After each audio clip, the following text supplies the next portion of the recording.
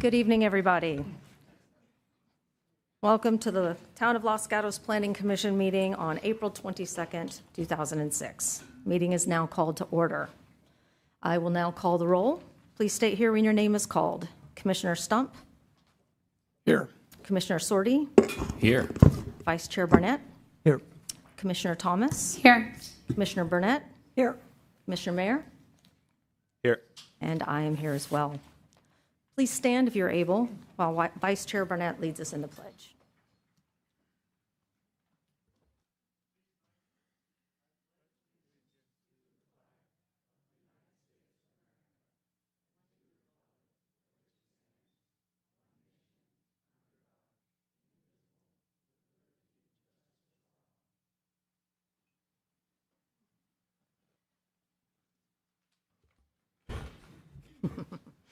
As the Planning Commission conducts the meeting this evening, we encourage active participation by the public, which is essential to democracy and the important work of the Planning Commission.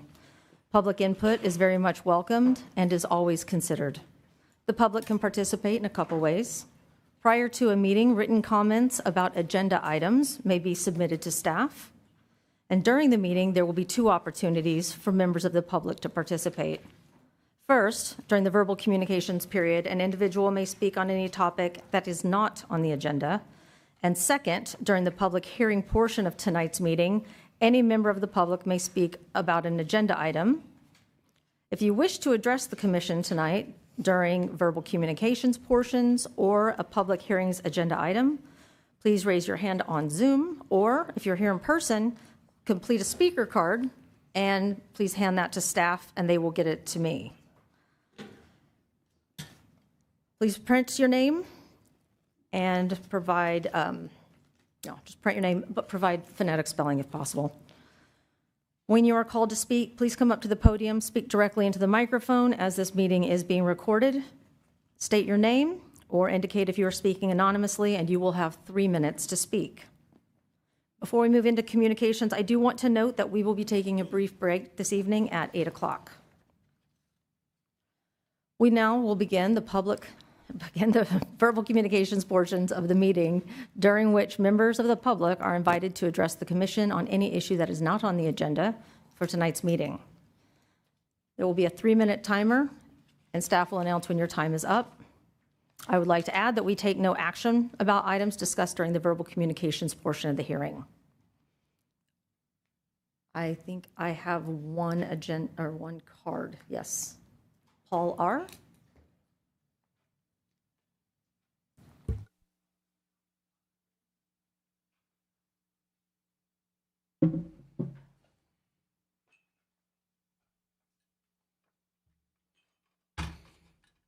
Testing.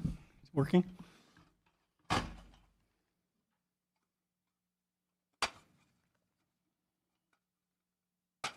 supposed to light up. The World Cup is coming! The World Cup is coming! The World Cup is coming!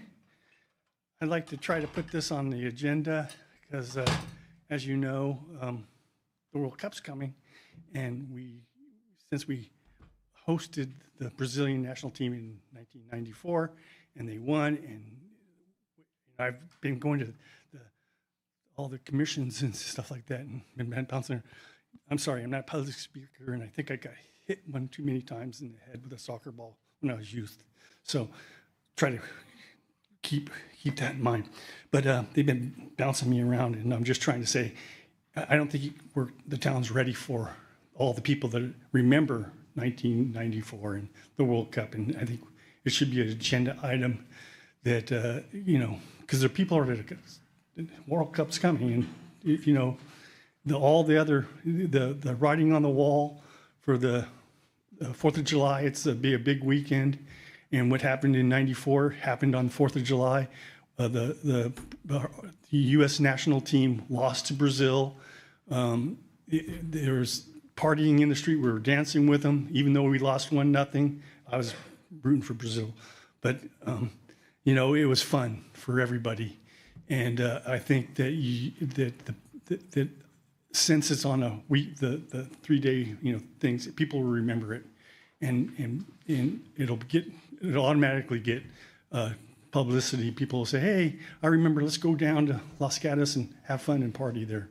So I think that you guys gotta, Paul Revere, the World Cup is coming. Also, I might speak on this topic number 2, because I never really spoke on it. I handed you, this is the original card that I never handed in, but I handed you in verbal and things, so I might speak on what's going up. Thank you. Thanks. Thank you. Are there any questions for the speaker? No. Thank you. Mr. Paulson, are there any hands on Zoom? There are not. All right. So tonight we have one item on the consent calendar. That's the approval of the draft minutes of the April 8th, 2026 Planning Commission meeting. Before the Planning Commission acts on the consent calendar, any members of the commission or public may request that an item be removed. Are there any such requests? Is there a motion to approve the consent calendar? Commissioner Sorty. Is there a second? Commissioner Stump, thank you. I'll call the favor unless there's any discussion. Okay. Vice Chair? I'd like to put on the record that I watched the proceedings, but I did not attend in person.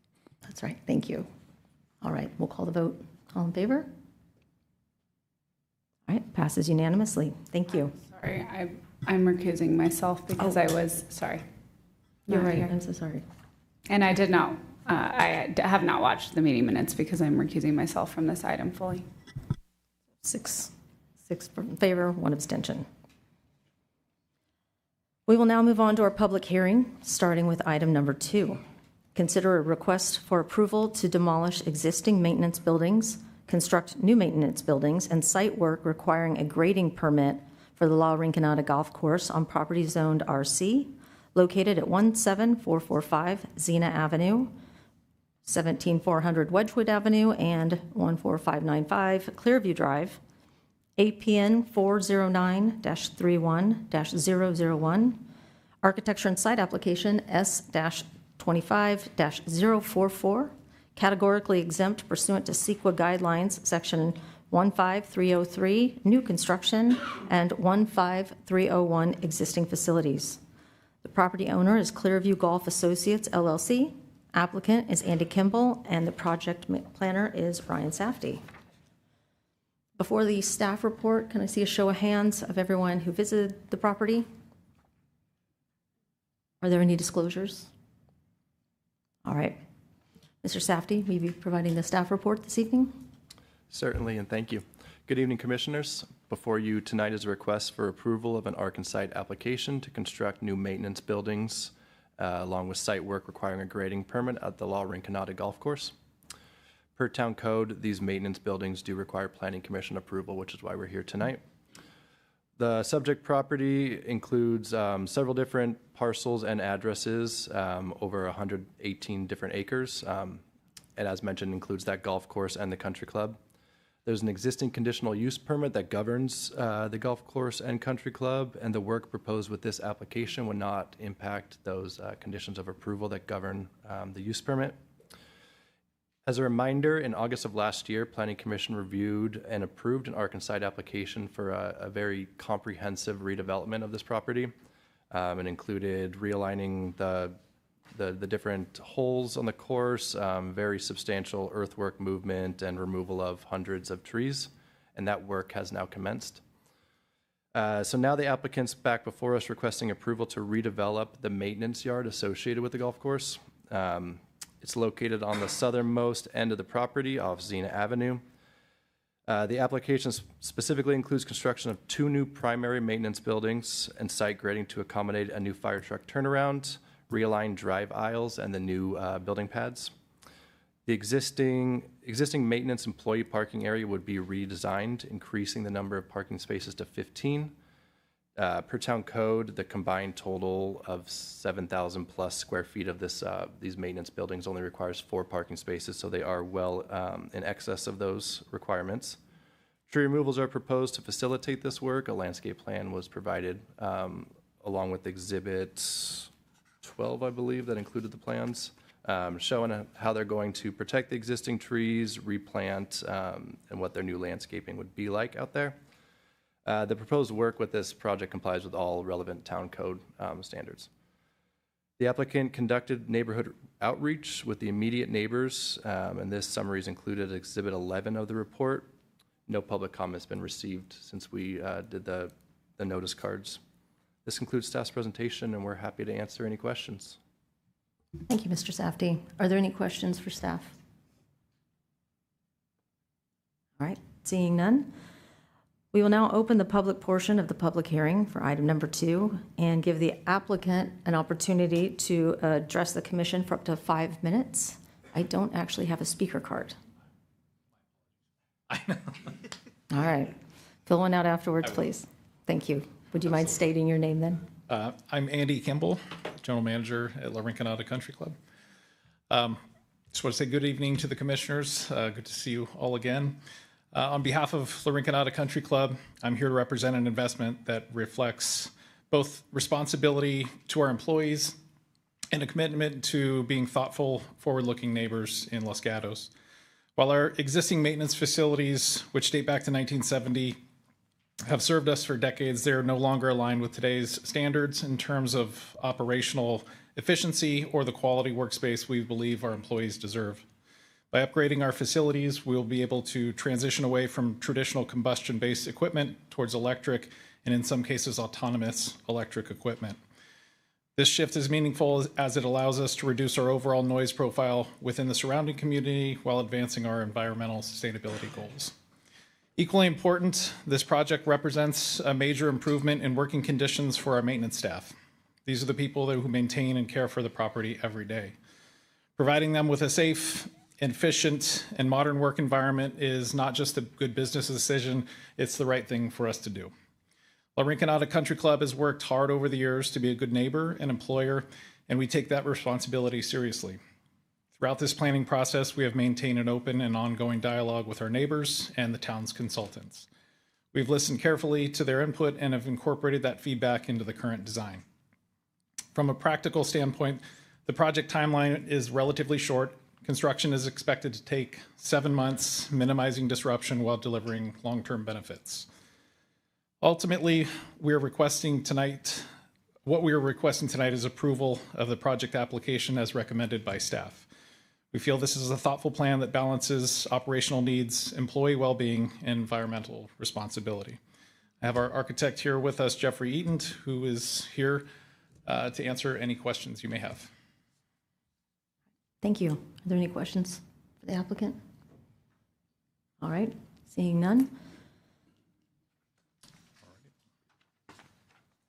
We now invite comments from members of the public. If you have not already turned in a speaker card to the staff, please do so at this time or raise your hand on Zoom. I do not currently have any cards for anyone that may want to speak. Mr. Paulson, is there anyone on Zoom? There are no hands raised. All right.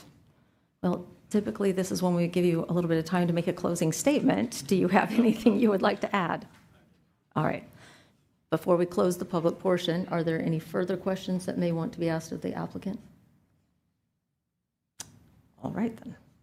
I will now close the public portion of the public hearing on item number 2, and I invite commissioners to ask questions of staff or propose a motion. I would like to remind my fellow commissioners that we cannot engage in a discussion amongst ourselves until a motion and a second is on the table.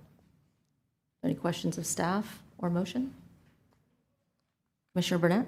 Yeah, I'd like to go ahead and make a motion. Okay, I make a motion for approval to demolish existing maintenance building, construct new maintenance buildings, and site work requiring a grading permit for the La Rinconada Golf Course on property zoned RZ located at 17445 Xena Avenue, Wedgwood Avenue, and Clearview Drive. All right, is there a second? Commissioner Sorty? All right, second. Is there discussion? Commissioner Thomas? I just want to say that I think almost all of us were here when we saw the original application for the whole the big redo. And I know that at that time there was a lot of discussion and contemplation about removal of trees. And I just want to say for the record that the trees that are proposed to be removed in this are also not are a risk and should be aligned with the rest of everything that we discussed last time, because they are redwood trees that were like planted there in the 70s, et cetera, and they cannot be like sustained or maintained safely for the neighborhood and the golf course moving forward. So I just wanted to state that I support the tree replacements, et cetera. Great, thank you, Commissioner. Are there any other comments? All right, seeing none, I'll call the question. All in favor? All right, passes unanimously. Mr. Paulson, are there any appeal rights on this item? Yes, thank you. Anyone who's not satisfied with the decision of the Planning Commission can appeal that decision to the Town Council. Forms are available online. There's a fee for filing the appeal, and the appeal must be filed within 10 days. All right, thank you so much. Item number 3 is a continuation to consider a request for approval to modify an existing conditional use permit for expanded hours of an operation in an institution for religious observance, the West Valley Muslim Association, on property zoned R-18, located at 16769 Farley Road, APN 424-21-062, categorically exempt pursuant to CEQA guidelines, sections 15301, existing facilities. Property owner is the West Valley Muslim Association. Osman Ghafour is president, and the applicant is Razi Mohidin, which I know I just said that wrong, I'm so sorry. And the project planner is Jocelyn Shootman. We closed the public portion of this item during the last meeting. However, Ms. Shootman, are there any additional comments or? Oh, I'm so sorry. Commissioner Thomas needs to recuse herself. Please give us a moment.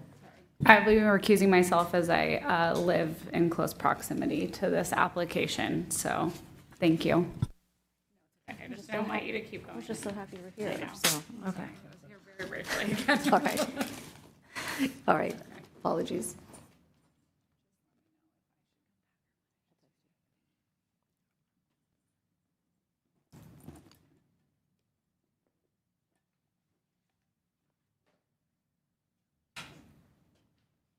Ms. Schuman, is there anything to add to the staff report for this item? Thank you and good evening. Staff has nothing to add, just that this is a continued item from the March 31st date, and that there also were 2 addendum reports and desk item reports that were published after the staff report with additional public comments, as well as information from the applicant and their legal counsel. Thank you so much. Are there any questions of staff? Oh, I'm sorry. Our town attorney would like to make a quick just statement. Briefly, I wanted to state something regarding items that have been submitted into the record. The town did receive a letter saying that one of the speakers at the last meeting had said, "Stop the Islamification," and staff has reviewed the meeting video and that statement was not made. And then I also wanted to comment on a submission of Nextdoor comments into the record, and I wanted to clarify that the comments on Nextdoor do not reflect the views of the Planning Commission or any of the public discussion that has taken place on this topic to date. Thank you so much for that clarification, Ms. Whalen. All right. At this time, are there any questions of staff? Commissioner Burnett? Yes, I have a question for staff. So if applicant comes before the town and is requesting a CUP, conditional use permit, and they do not ask for early hours, they do not ask for any morning hours, they only ask for evening hours like the 1990 CUP, which was 10 p.m., and the 2020 CUP, which was 10 p.m., are you to assume that the applicant would be following the town's noise ordinance or the quiet hours? Would that be basically accepted that that would be the hours that they would work with, even though they didn't mention morning hours? Yes, under the existing CUP, there's no language addressing morning hour operations, which means that the town's ordinance governs. And the town's noise ordinance speaks to noise disturbances, and that has a very specific definition, and it does not include cars entering and exiting. I see. And so when the applicant came forward for this modification, staff and the applicant viewed it as a good opportunity to make the new CUP match what's actually occurring on site. Meaning address it, because the existing CUP is entirely silent, which means that the activity is permitted because there's no restrictions on morning use at this time. I see. That's a little confusing. If it's not asked for in the first place, you would assume that the applicant would go by the town's noise ordinance. Yeah. I mean, what's interesting about the town's noise ordinance is the quiet hours prohibit noise disturbances during quiet hours. And it's important to look at how the term noise disturbances is defined in the ordinance. And the hours then, if there were no hours requested? So you can't have a noise disturbance prior to 8 a.m. and subsequent to 10 p.m. Thank you. Are there any other questions of staff? Vice Chair Burnett, and then Commissioner Stump. Sure quite how to do this. For the town attorney, the request from the NAACP was that those inappropriate comments on Nextdoor not be considered as part of the hearing. I certainly take that to heart. I think I speak on behalf of other commissioners to that point, but is there a way that we can confirm that? Confirm that they won't be considered? I think my statement was intended to confirm that those aren't part of the discussion that's in front of the Planning Commission. This is a land use decision. Thank you. Thank you. Commissioner Stump? At our last meeting, the commission unanimously recommended that the parties pursue mediation. And so I would like to move to reopen the public hearing to allow both the applicant and a representative for the Farley Road Neighborhood Coalition to update us on the commission's recommendation that the parties agree to mediation. So I don't know which party would like to step up first, but that's my motion. We do need to get a second. Is there a second? All right, Commissioner Mayer, is there any discussion among the commissioners? Before we vote on this, I'm going to be extraordinarily clear that this is not a dialogue or a negotiation. This is a succinct question asked, question answered. All right, all in favor? All right, passes 4-2. We will now open the public portion of this public hearing for item number 3 for the specific purpose of answering questions related to the mediation efforts. Does the applicant want to come to the podium? Yes, thank you, Commissioners. We submitted a desk item today, which actually highlights that. I'm happy to go over that if you want, but we can talk about that. Following the March 31st hearing, we immediately requested a meeting as well as suggesting proposed that equal cost sharing for the mediation, and then also followed that up with a free mediator that was available to conduct a mediation session on April 17th. The neighbors declined that request. We also had proposed 4 additional no or low cost government mediation services, as well as 3 professional mediators as well. The neighbors came back and they did not accept the low cost options, or they never acknowledged that, declined to share the costs, and they submitted a updated list of professional mediators, but also indicated that their lack of availability till fall of 2026. And later we found out that that request was actually for a pro bono request for those mediators, that they would not be available till fall of 2026. We did meet with the neighbors on April 16th evening, and no meaningful progress was made. Just one clarification question. There was an email that was sent to you and Osman on April 16 from the neighbors, and it basically said, as discussed, we are open to participating in an initial no-cost mediation session in May with a mutually agreed upon mediator as a constructive first step. Mm-hmm.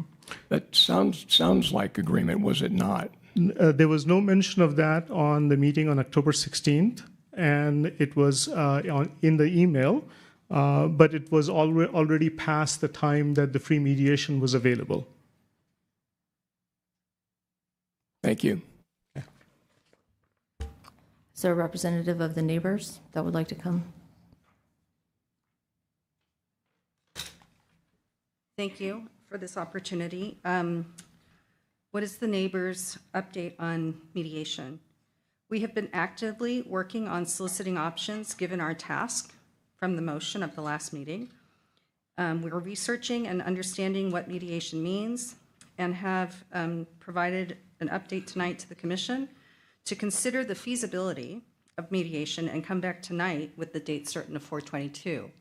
We were not in the mental mindset that we had to mediate before getting back here on the 22nd. So I just want to clarify that confusion. It was to consider the feasibility of mediating. We continue to actively investigate the mediation. We have met with the neighbors and WVMA to discuss a potential path forward as an initial step. We are discouraged to hear that the WVMA leadership says they would reluctantly consider mediation in the last meeting, and that they are asking the Commission to make a decision today, even prior to discussing the mediation feasibility. We also understand they are unwilling to assume the full financial responsibility by choice as the applicant who's actually requesting the modification to the CUP. We have contacted 9 mediation services and individuals, including some of the same JAMS affiliated mediators, and Jeff Blum, who was actually referred to the WVMA leadership over a year ago, and they reached out and had a conversation a year ago with him. We've also spoken with Mr. Blum. We've identified one pro bono or free option. However, they said their earliest availability would be in the fall of 2026, and this may be later at this point since several weeks have passed since we engaged with them. We did identify the Nonprofit Center for Human Development with a couple of different options which have been submitted under public comment. We are waiting on one Peninsula Conflict Resolution Center to get back to us and review our mediation requests and discuss the free or low-cost options. We have not had that meeting with them yet. We have actively engaged in good faith and done our research. As a neighborhood, we are constrained by financial hardships, so the options are limited. But again, the applicant has not the inability to pay, but has chosen not to pay or be financially responsible. I believe somebody also asked us how much time would we need, and there are several factors which would determine the answer to that question, depending on the applicant's willingness to pursue mediation, which they told us at our meeting with them that they did not want to pursue it, depending on the applicant's commitment to pay for mediation, and depending on finding a balanced mediator who could represent both sides equally. Any questions? Thank you. All right, thank you. I will now reclose the public portion of the hearing. Ask again if my fellow commissioners have questions of staff or if anyone wants to venture a motion.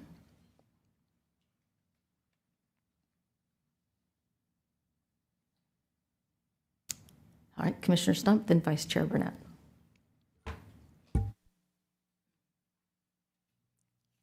Since we're not moving down the path of mediation, which I find, I'm sorry, I've got to say, very regrettable, because the hope was that we would bring two parties together that could come to us with agreement, and with understandably some open items remaining, but that's not to be.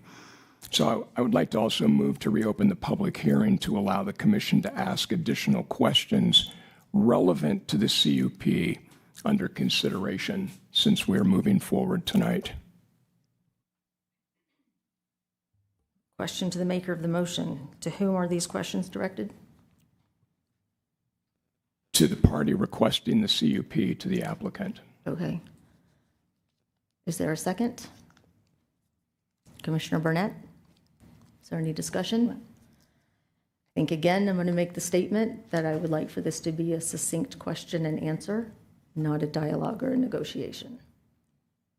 I'll call the question. All in favor? Yes, you can.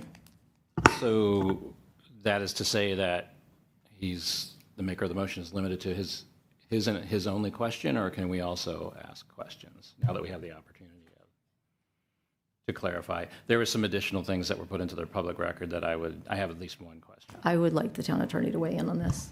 If the public hearing is opened for an express purpose, any commissioner can ask a question related to that express purpose. And my understanding of the motion is it's for the express purpose of asking questions of the applicant. Okay. Mr. Sordia, does that answer your question? Okay. All right. Are there any other questions? All right. I will call the question. All in favor? Passes 4-2.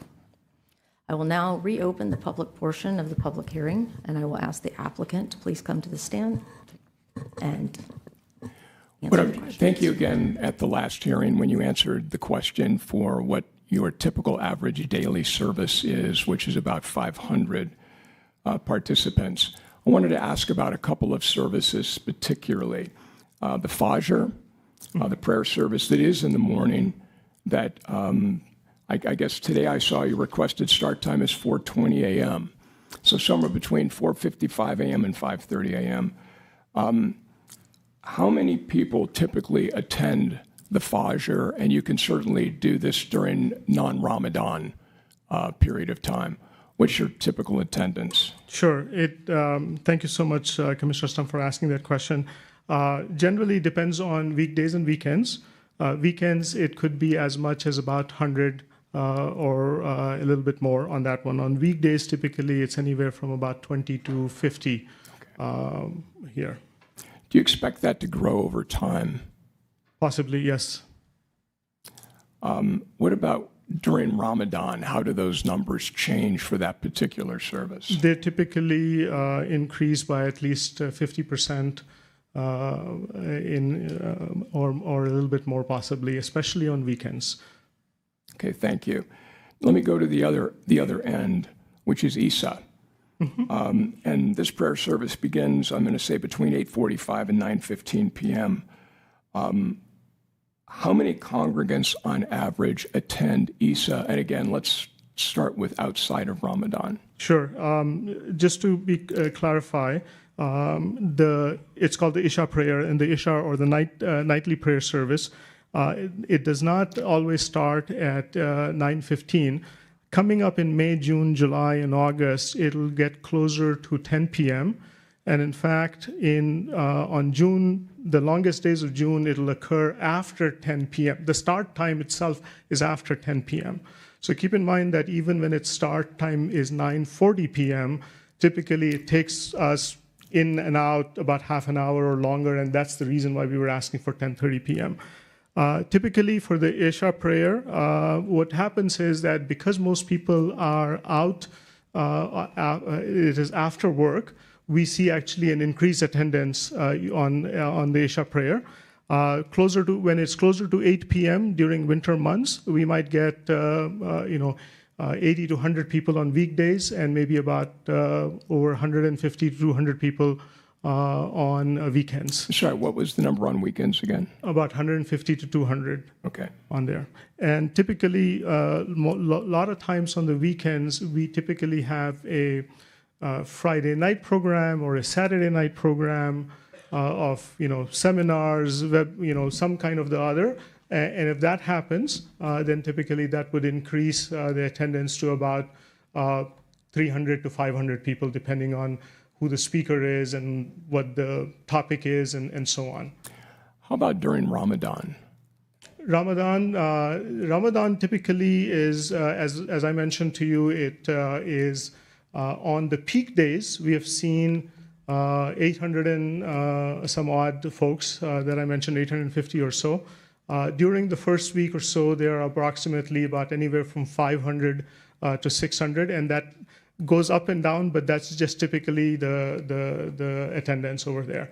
The last 10 days of Ramadan are considered the holy days, so we see an increased attendance during the holy days, and especially the two odd nights, the 25th and the 27th night of Ramadan are considered especially relevant to our faith, and that's when we see a lot more attendance on that one. But again, to be clear, just specifically talking about Isa,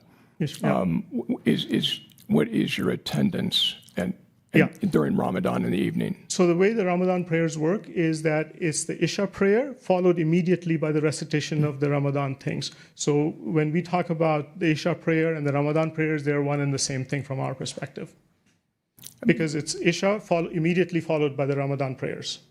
But the number of people you would normally see during that time frame? Yeah, is the same numbers I gave you, because people will come for Isha, ends, and then Ramadan Taraweeh prayer starts. So it's one and the same. So you said normally it's 80 to 100 on the weekdays and 150 to 200 on the evenings, weekends. Yeah. And so you're saying similar for Ramadan? No, Ramadan it would be 500. Okay. And going up to a peak of about 850 on a few days. For that particular month. Prayer time or prayer service. Great, thank you. Yeah, so Isha and Ramadan are, in Ramadan, Isha prayer proceeds immediately before the Ramadan prayers. I do have a couple more questions, but I want to just pause and say if there's another commissioner that has a question, I would like to give an opportunity. Thank you. I just wanted to go back to some of the correspondence in the last few days, and I think there was an exchange between you and a member of the neighborhood group, and you said, quote, "We've already made 20 plus changes addressing traffic, lighting, and noise, and reviewed and responded to each of the 11 items from our closest neighbor that they submitted." And I guess I think that Commission's at a little bit of a disadvantage because we don't see that specific list, and I was wondering if you'd be willing to share the list and if you'd be willing to incorporate those as conditions of approval. We have shared that list as part of our first submission that came in. So if you look at the letter of justification and as well as there's a neighbor feedback document that we had submitted, all of those were already included in the original submission, and I can point to that thing. I don't have that in front of me. I can look it up and give that to you if you want. I can provide that. Can I follow up? Just because sort of a question for staff, then in follow up. I just want to make sure that we are catching these items as conditions of approval, and I will say that it's not necessarily required of the applicant that they agree that they all do so, but it could be that they've already been caught in the COAs. I just want to make sure we're not missing anything.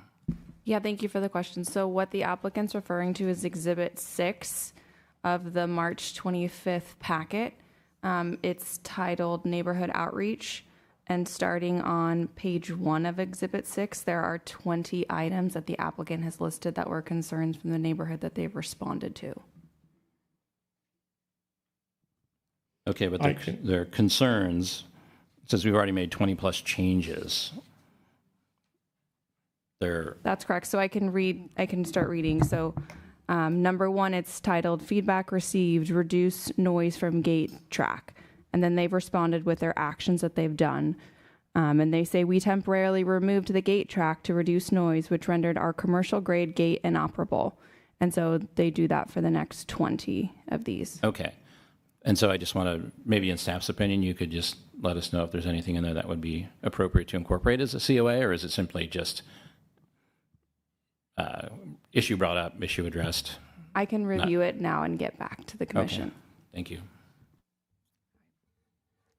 Commissioner Stump? I'm sorry, Commissioner Burnett? Just go ahead. Yes, yeah, thank you. So I just want to clarify the parking lot.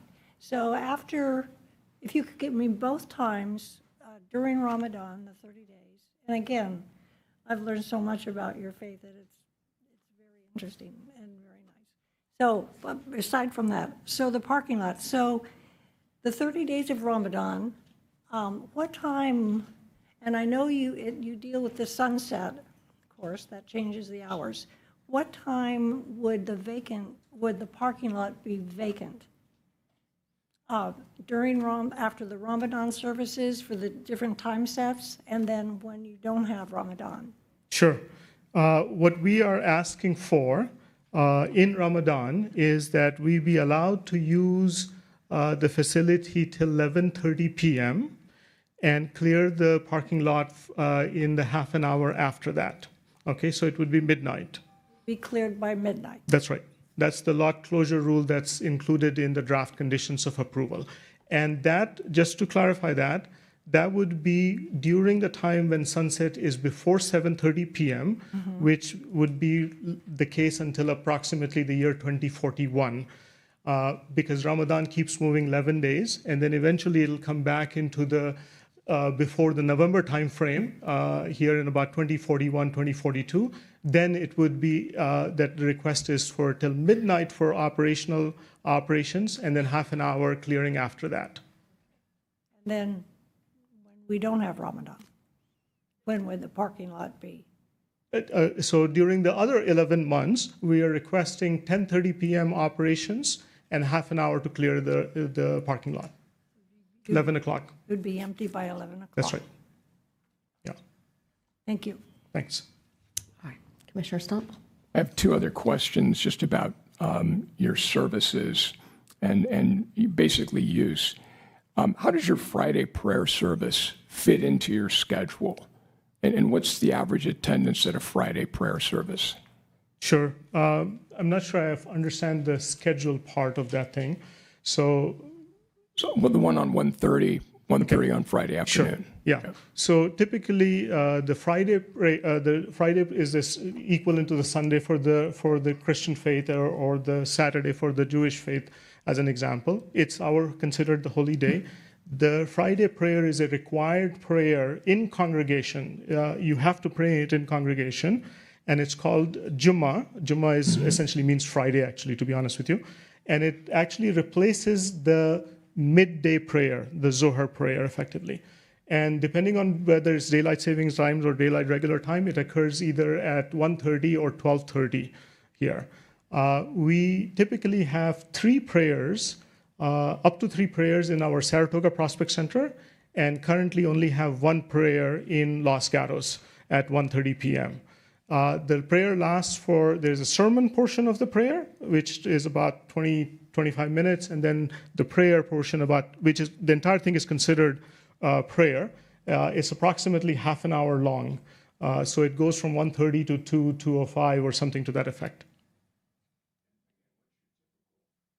What's your typical Friday attendance for that service? Typically, it's in the order of about 400 to 500 people. And it's about, I'm going to just put it in the category of events. And I don't know if I've got all of your events properly identified, but maybe focusing on weekend events, how many do you host? And as I understand it, it could be a community or charitable event, it could be a festival, it could be a wedding, receptions, maybe rental of your facility under the terms that are in the under the CUP. How many events would you say you're holding per month that would fall into that category? Yeah, this is a very important question, I think, that I think I would like to answer in the following way. If you look at generally congregations, any kind of congregations, they're busy at work, they're busy at school, and they're busy at other things. So generally what happens is we as a mosque can really offer any kind of our services, usually on the evenings and on the weekends over here. So we try to actually actively, one of the things I always say is that we want to essentially make sure that there's something or the other that is happening in the mosque every Friday and every Saturday evening on there. So from our perspective, we would like to have actually events on Fridays and Saturdays on a regular basis. And then we, of course, have Sunday school on Sunday. as well as other activities on the Sunday end of day. We also currently have a number of other programs that happen. Like, for example, Tuesday evenings, there is a program called Sirat, which is for young professionals, that happens on every Tuesday. And then there are other smaller or bigger programs that happen on an ongoing basis in the evenings. And you definitely have a full schedule. I have 2 more questions, promise. Mm-hmm. This one is just about growth. I mean, obviously, you look at the people that are here. You've got a vibrant, growing community. Mm-hmm. And so as you take a look at your mosque here in Los Gatos, what sort of growth rate are you looking at on an annual basis? Obviously, you've got history from when you started here in 2020, but 2024, 2025, and so forth. What do you expect to see in the way of growth? Percentage is fine. I don't need to have numbers, but what sort of growth do you see over the next 2 to 3 years? I don't have a particular number in mind, to be honest with you, Commissioner Stump. I think generally what happens is that mosques, when they become full, they spawn off other mosques in there, which is kind of what has happened across the board. Like I mentioned, I used to be actually president of MCA 25 years ago, and realized that there's a community that was growing in the West Valley area and founded the West Valley Muslim Association. So if these mosques get full effectively, whenever their capacity gets full, they will spawn off different additional mosques in there. But at some point, we will essentially hit that ceiling, and we'll actually have to move to make sure that the other things get spawned off. And I guess just a follow-up to that would be looking at an average daily attendance of 500 people. At what point would you have to, consider spinning off based on that type of attendance daily? I don't think we have a max at the daily level, basically, right? I think the way that I would look at where we would hit the cap is when we can no longer accommodate people for our biggest Ramadan activity. So if we are growing, and I can tell you that about 850, we probably are reaching kind of the max. It's not quite there. 1,200 is, of course, the fire code max, but I think we cannot probably go further than maybe about 900 or 950 or so at there. So at that point in time, we are already maxed out, and then they will actually have there. Now, I've actually already heard from our congregation that a lot of people are not coming to our mosque because of traffic, because of all of the concerns around the neighbors and things of that nature on there. So we're already seeing a movement towards community members potentially talking about finding another location in addition to that, not as a replacement, in addition to that, the Los Gatos facility. Thank you for that. And then my last question. As we've seen in the documentation, there's been discussion from time to time about what if the neighbors pursue permit parking. That's not our decision here. I'm just saying, what if they pursue permit parking and get permit parking, I'll say, in that neighborhood surrounding your mosque? What would you do at that point in time from a parking perspective? We will, if that's what the condition is, we of course would not like that, but if that's what the condition is, we'll have to figure out how to accommodate that. On Sunday, I was driving by Mission College there, and there's a big church there next to it. And I can tell you that every surrounding street was filled with parking of people that were going in there. Every religious facility that I know of actually has some level of overflow in terms of, especially on their holy days, that happens. So restricting us in that sense is actually, denying the ability for us to actually practice our faith to the full possible things. We're not asking for normal days. We are, for the most part, we are actually within our usage over there. On Fridays, there may be some amount of spillover, so one day of the week. And then, of course, Ramadan, we are spilling over a little bit during some of the days, and a lot more on a couple of days. So I think to put an enforcement thing in place for a permit parking and so 365 days a year, I think is doing a disservice to the community and to our ability to practice our faith there. Let me just ask one follow-up, since I guess we would say it's primarily Ramadan that creates the biggest congestion and would you consider voluntarily during Ramadan looking at alternate parking accommodations that would not involve on-street parking? We have already done that, right? Affordable Treasures was actually exactly for that reason. We wanted to actually work with them and negotiate with them and talk to them about getting additional parking spots. And we'll continue to do that. We'll go talk to Sunbelt Rentals next time around. We'll go talk to some other ones down the street for that.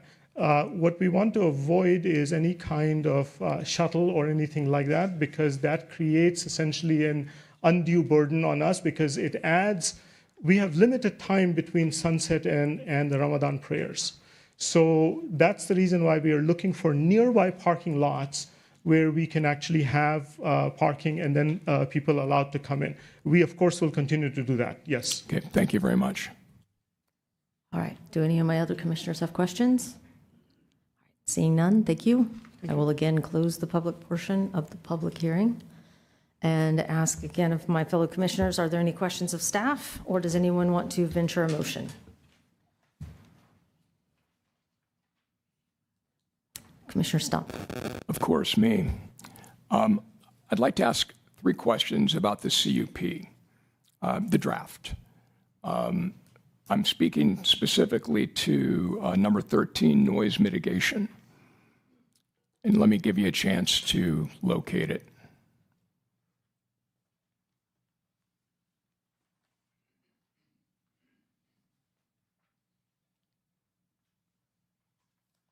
Do you have it?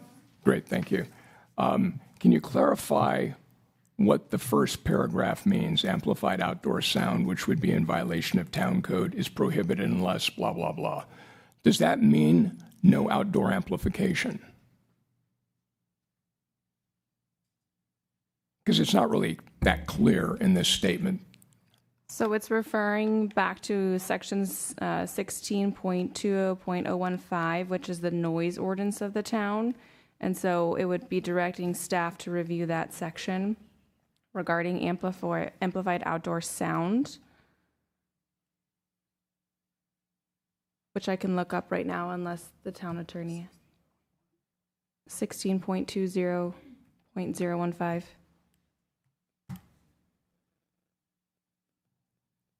I guess what I would probably add right at this point is that in the response we received from WVMA today, they're interpreting it as no amplified outdoor sound. So I'm trying to figure out, are we clear on amplified sound? And their interpretation of it is no outdoor amplified sound.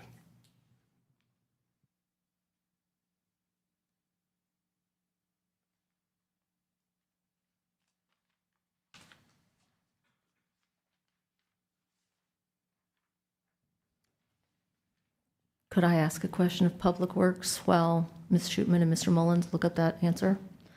I noticed in some of the information that we received, there were some questions regarding fire safety, emergency vehicle access, and I just would like if you could again share the interactions that you did have with the police and fire regarding this application. Good evening, Commissioners. Mike Vroman, Town Traffic Engineer. Thank you for the question. We did not interact with police, but we asked fire to go out and to assess the Farley Road between Flint Ridge and Los Gatos Boulevard. They confirmed that they have no access issues. They agreed that there are a few pinch points, but overall the street width is 36 feet or better in most of the locations, and there's no problem with two parking on both sides of the street, and there's no concerns with access or emergency access. And staff did go out and follow up and take additional measurements and confirm the pinch points, as was noted by some of the neighborhood coalition. And there are pinch points, but those weren't a concern to fire. And for the most part, the street is 36 feet or more in width.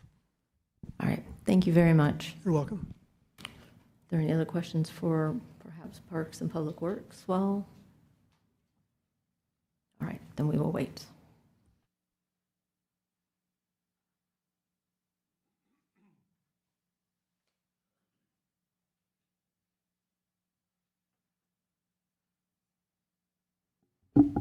Through the chair, just for a point of clarification, Commissioner Stump, are you asking if there's ample information in the town code to determine what amplified sound is?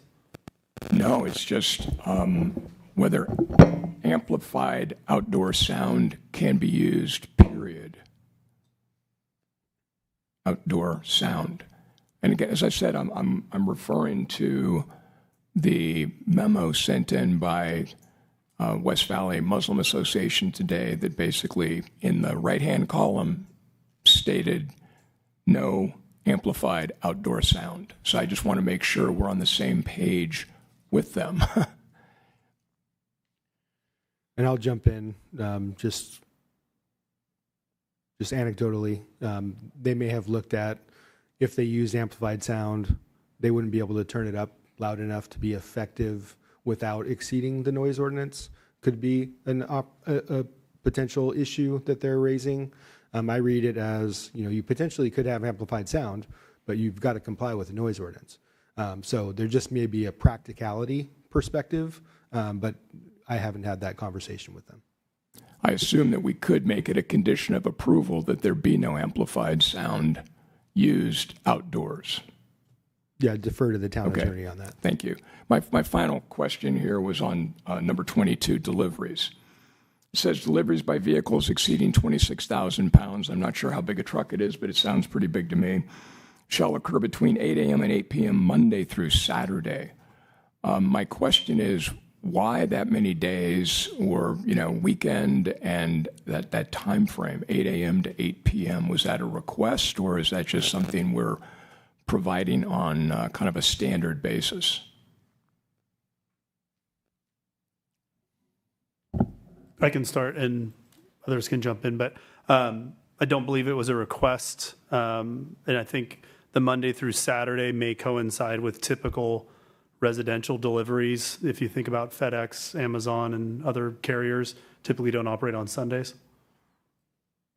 Not, but how big is a 26,000 gross vehicle weight rated? I can try and look up something. I mean, it seems like it would be like a 24-foot truck or something like that. So I was just trying to understand what's being allowed here and why it's being allowed, because it seems like potentially a pretty big vehicle going down Farley Road 6 days a week, 8 a.m. to 8 p.m. And the other thing is, it may not be that big a deal. They may not have trucks coming to their property that are that size and have those kinds of deliveries. But so just based on a quick view, that's about the maximum size truck that you could rent without having a Class A license. So any of us could rent that. It's the size of a large Ryder truck, like a single 24-foot truck. axle, single rear axle. All right, thank you. As it is nearly 8 o'clock, we're going to take a brief break and then we will come back for further discussions. Thank you.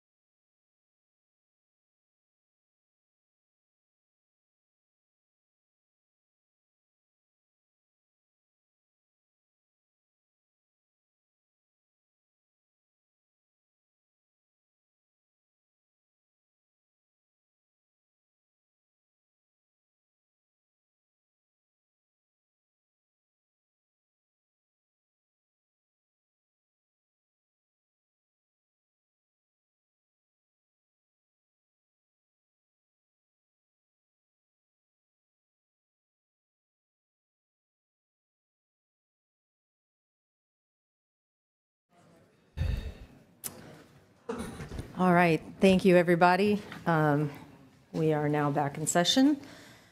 I believe we were pending a response to a question, or do we have that response finalized? Ms. Shootman? Yeah, thank you for that. So in Exhibit 6, the applicant listed 20 concerns that they'd heard from the neighborhood, and then they've responded to each of those. And some of them, staff was able to incorporate conditions of approval to address. Other staff did not. So I can kind of get into the ones where there were conditions of approval that were not included. The first being the request to refinish the parking lot to reduce noise. There was not a condition of approval to address this. The next was changing the gardener timings to avoid evenings and weekends. So there's not a condition of approval specific to the frequency of a gardener. The next was removing the right turn only sign on the exit driveway. There is not a condition of approval addressing this. The next was implementing a shuttle during Ramadan. There is not a condition of approval regarding this. Parking away from neighbors' fences when possible. Again, not a condition specific to this. Using the Saratoga Prospect Center instead of the Farley Road facility. And then finally, providing advance notice of special events. So those specifically staff did not incorporate conditions of approval in response to. Any further questions to staff? So I guess in hindsight, or I guess just revisiting those items, would it be appropriate? Is there any particular reason? I can see how in some cases it was appropriate not to include as a condition of approval, but some of them are pretty simple, like the refinishing of the parking lot. I don't know if that's something we could leave as a private commitment between the two parties, or whether we want to add as a COA. I don't know. So I can start with the refinishing the parking. Staff did look at that, but typically when you include it as a condition, you're going to include a time that it needs to be completed by. And so staff, wasn't able to come up with a specific time. And so it's certainly a conversation that the commission could have this evening. As a follow-up to that, we were told that there was a plan in the future to rework part of that parking lot. Would it be acceptable to state as part of that future project, all of the parking and drive aisles are repaired? Yes, that's legally defensible. All right. Any other questions of staff? Commissioner Burnett? Thank you. So I had a follow-up question on the noise mitigation, number 13. We only had one town code section 16.20.015. Why did we not add in 16.20.010 and 16.20.030? Would those, could those be part of, because that would address other noise. Yeah, we always debate what code sections to specify that people have to comply with, because really they have to comply with all town code sections. And so I think we did talk about referencing the noise ordinance as a whole. And so that could be done. We opted against it, but it could be done. And then I just wanted to follow up on the question about the interpretation of the first sentence. And so right now it reads, amplified outdoor sound, which would be in violation of Town Code Section 16.20.015, is prohibited unless specifically authorized by the Community Development Director. And so that is not prohibiting amplified sound altogether. It's saying amplified sound that exceeds the town's decibel limits is prohibited. Thank you. But again, as a follow-up to that, if the commission felt inclined, there could be an additional statement added to that condition, just stating that no amplified noise is allowed on site?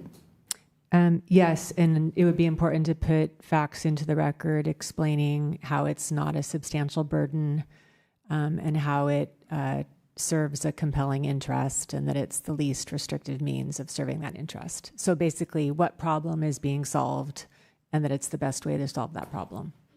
Okay. Because ultimately the noise ordinance solves the problem then, if I understand this correctly, or... Although I don't believe we have a noise ordinance section that prohibits amplified sound altogether. And so if the commission is interested in adding that as a condition, I would recommend that it be a standalone condition. Okay, thank you. Are there any other questions of staff right now, or does anyone want to venture a motion? Great. Vice Chair Barnett?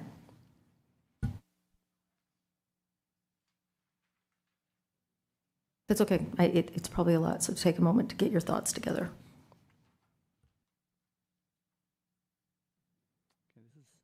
A little lengthy, but bear with me. This motion relates to item 3 on tonight's agenda, which is a request to modify an existing conditional use permit for expanded operations for religious institution, West Valley Muslim Association, on property zoned R18, located at 16769 Farley Road, APN 424-21062. I move to approve the draft resolution, Exhibit 2 of the original staff report at pages 23 to 26, which includes the required findings to grant the request to modify the existing use permit for extended hours of operation, including the findings required for CEQA for compliance with the zoning regulations and for those required for a conditional use permit. Approval of this resolution constitutes approval of the application subject to the conditions found in attachment A at pages 27 to 31 of the staff report. I note that this is the recommendation of staff. Additionally, I move the following conditions of approval and modifications be added. 1, that the applicant provide off-site parking during Ramadan. 2, that condition 17 concerning the driveway operation be amended by adding that the applicant may remove the right turn only sign at the exit driveway. 3, that the applicant provide contact information for multiple board members and staff at all times and explore setting up a single phone number that routes all of them to neighbors' inquiries, comments, and complaints. The contact information shall be posted on the applicant's website. 4, the applicant shall submit its application for the parking lot expansion it references in the staff report within 6 months and complete construction within 1 year. The parking improvements shall add at least 23 new parking spaces. Additionally, within 6 months, the parking lot shall be repaired so that cracks, bumps, or other anomalies do not contribute to noise generation during the passing of vehicles, and that thereafter the parking lot shall continue to be maintained to avoid conditions resulting in such noise generation. 5, that the applicant shall within 1 year complete its application process to construct a door for the purpose of allowing pedestrian ingress and egress without walking through the parking lot, and complete such construction within that year. 6, that the condition F21 be amended to require notice that the specified calendar provide at least 60 days notice in advance of events and activities rather than 1 month. 7, that the applicant shall submit to staff within 6 months an application for a fence height exemption for the purpose of adding 2 feet to the height of the fences around the perimeter of the property for the purposes of mitigating noise and light pollution.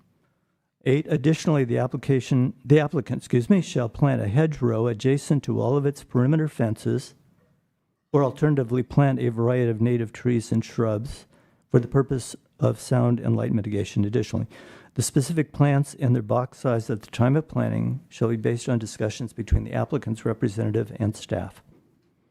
The objective of these plantings is that they be maintained at a height of 8 feet. 9, that only the interior of the lot be used for food vendors. 10, compliance with the conditions of approval shall be annually reviewed by the Planning Commission. 11, that staff requests County Fire to confirm the occupancy limit for the mosque and evaluate whether its present and proposed uses as described in the application in the staff report and during the hearings on this application is or is not in compliance with the occupancy limit. And further, that staff requests County Fire to provide a written report concerning traffic safety on Farley and the surrounding streets during Ramadan observances. 12, that the applicant provide a written notice to the congregants in the window of 5 to 10 days prior to events anticipated to draw 100 or more persons, reminding them of the speed limit on Farley and neighboring streets, and of the recommendation for carpooling, and to avoid speaking or otherwise generating noise while using the public street for ingress and egress. Car beeps from locking and unlocking doors are exempted, as are the opening and closing of car doors. Additionally, activities that may be related to funerals are exempted from the requirement of notice to the congregants under this condition. 13, that the applicant shall request that the Los Gatos Montesino Police Department provide increased patrols during Ramadan, and that it post an electric sign on Farley Road during Ramadan showing the speed limit.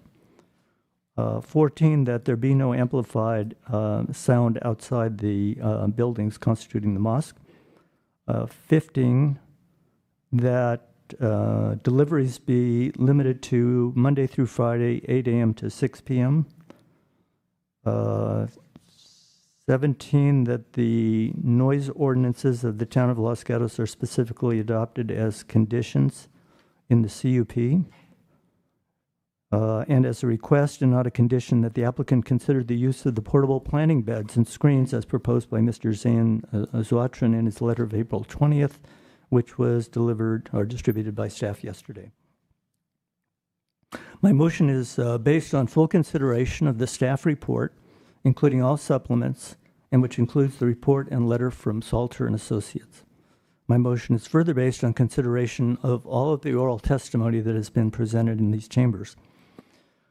My proposed condition that notice of events be provided to the neighbors 60 days in advance is to provide them the opportunity to plan their personal activities, which could be affected given limited street parking and possible noise generation. My proposed condition requiring annual review of the CUP compliance is based on the unique situation presented here, where a residential community is located directly adjacent to the mosque, and that the size of the congregation has expanded greatly over the years. My motion is further based on the town attorney's explanation that the conditions of approval in the staff report were vetted by outside counsel. Also, I find that the opinion of the town attorney and of the applicant's legal counsel regarding the applicability of the CEQA exemption to be persuasive. And I wish to note that a number of the suggestions by the neighbors are already addressed in the town code, and that there was no need to add those. And finally, we need to make the findings regarding no amplified noise, and I would say again the consideration there is the proximity of the mosque to the residences and their need for quiet enjoyment of their home. And I would also note that the applicant indicated that that is, I believe, not something that they do anyway. And finally, my motion is based on the consideration of the legal consequences of a relupia violation that must be carefully considered. So that's my motion. Thank you, Chair Birch. So I will second the motion, but I would like to ask a couple amendments to the motion, if I may. I don't know if condition of approval number 17 is the correct one for this, but as far as vehicle traffic and driveway operations, I would like to, as part of the traffic plan put together specifically for high volume events, that consideration be made to ensure that ingress and egress of neighboring driveways is considered and people are allowed ingress and egress of their homes. I would like to know if on number 8 of yours, I would like to specify that the shrubs or hedges are 3 gallons or larger to ensure that initial plantings are large and that the plants selected grow 2 to 4 feet per year. And then as far as on condition of approval number 20, I would specifically like to make sure that we address the property directly across from from the facility, and that the applicant work with that neighbor specifically to either provide plantings or movable planting barriers or something to reduce headlight intrusion into their home. Is that acceptable to the maker of the motion? Absolutely. All right. Thank you for adding those. In addition, fellow commissioners, I thought what might be the most prudent now would be to start going through the conditions of approval. And I'm just going to start at the beginning and move down and ask with each one if there are comments, questions, or any proposed additions that would be made to the motion. Is that acceptable to my fellow commissioners? All right. General condition number 1, approval and substantial conformance. Are there any comments? Number 2, expiration. Number 3, lapse for discontinuance. Number 4, compliance memorandum. Number 5, interpretation and implementation. Number 6, town indemnity. Section B, number 7, permitted use. Number 8, living quarters. Number 9, occupancy limits. Section C, 10, general hours. Number 11, seasonal late hours exception.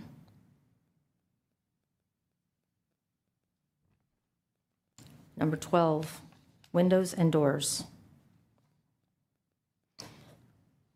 Number 13, noise mitigation with the additional comments. I'm sorry, Commissioner Stump? Yeah, just a quick check with the motion maker. I think that I heard no amplified outdoor sound in your motion. Thank you. Correct. Commissioner Burnett?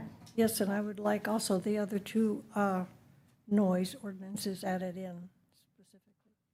Specifically written into the condition? I'd like all 3 addressed. All right. I thought I incorporated the noise ordinance. He did. He incorporated the noise ordinance into this. That is one of his conditions. I just wanted to make sure they were all covered. Yes. Thank you. Yes. Thank you for clarifying. Yeah. Anything else on number 13, noise mitigation? Commissioner Stump? I would like to recommend during the quiet hours, which encompasses 2 of the prayer services, that there be attendance ceilings for those particular times. Something that would look like during general hours, the Fajr prayer service would be 75 participants on the weekdays, 125 on the weekends. For Isa, 125 on a weekday, 250 on a weekend. And then seasonal late hours, Fajr prayer service, 175. And obviously, this is during Ramadan, the Isa service maximum occupancy for their facility. To the maker of the motion, is that an acceptable addition? I'm inclined against it, but I'd like to ask the town attorney if that would be consistent with federal law. So any condition that we add will have to pass that 3-part test. And so the first question will be, does it pose a substantial burden? And in my opinion, based on the testimony that that's the present number of attendees, I don't believe it would constitute a substantial burden. And then if a court were to find that it was a substantial burden, the town will need to explain what the compelling interest is that's being served. And then we'll need to explain why that's the least restrictive means of serving that interest. And so it might be good for the commission to have a discussion on what interest is served by limiting the number of attendees. Okay. I would take that advisement. So do you want to discuss what your thought process is and what that is mitigating? Well, the thought process is just being sensitive, one, to the neighbors in these quiet hours, and what volume of people are going to be in that part, traversing to and from the mosque at those periods of time. The figures that they gave I increased them by probably 25%, both weekdays, weekends, to give a buffer. The number may not be perfect, and maybe it's something there could be further discussion about as the staff finalizes the final draft for us. But those numbers I specifically asked about tonight, and then, like I said, added about 25% to the number. Vice Chair. Yeah, so I'm not prepared to adopt that, and presumably we could vote separately on it. If the maker of the motion does not wish to adopt that.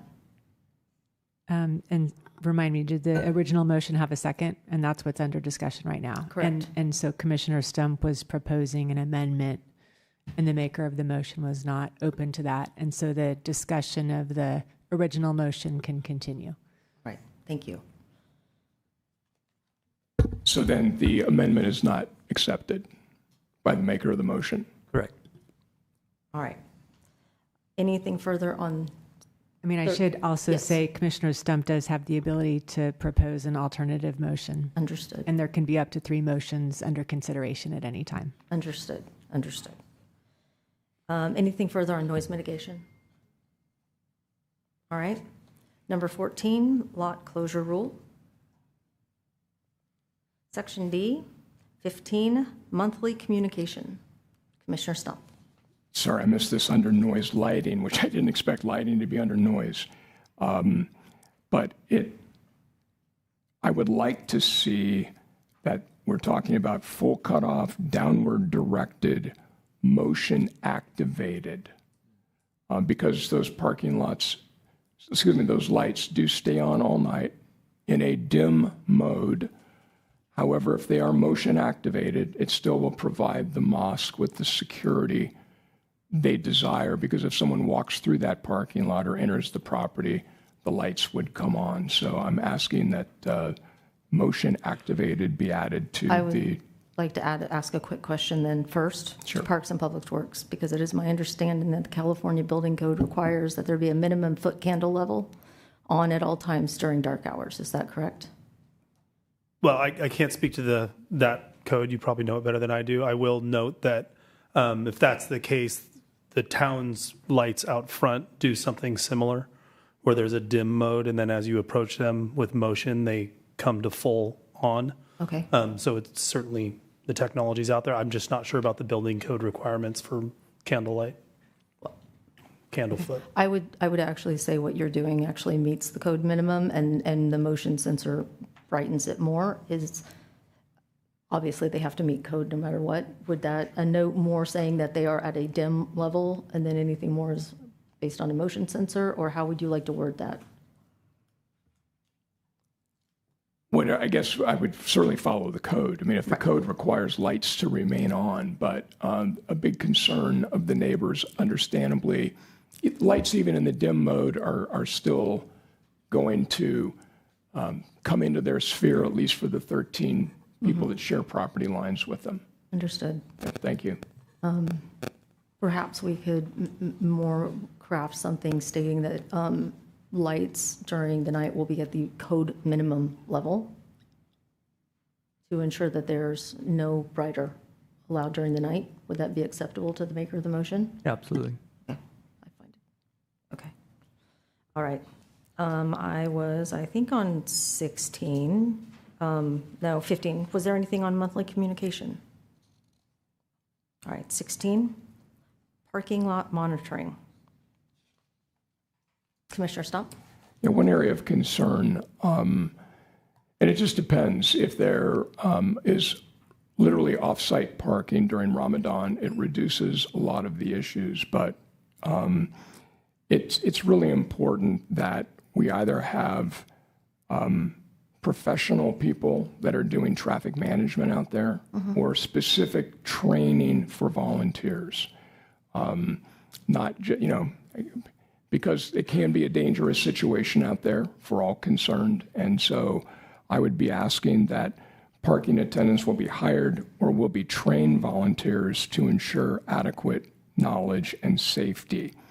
And same thing with the folks that are doing traffic monitoring, that they be either hired or they be trained. Is that acceptable to the maker of the motion?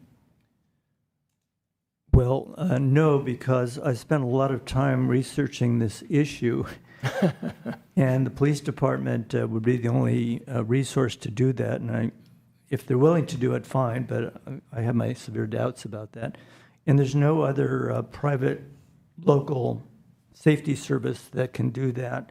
There's only certification for school traffic monitors.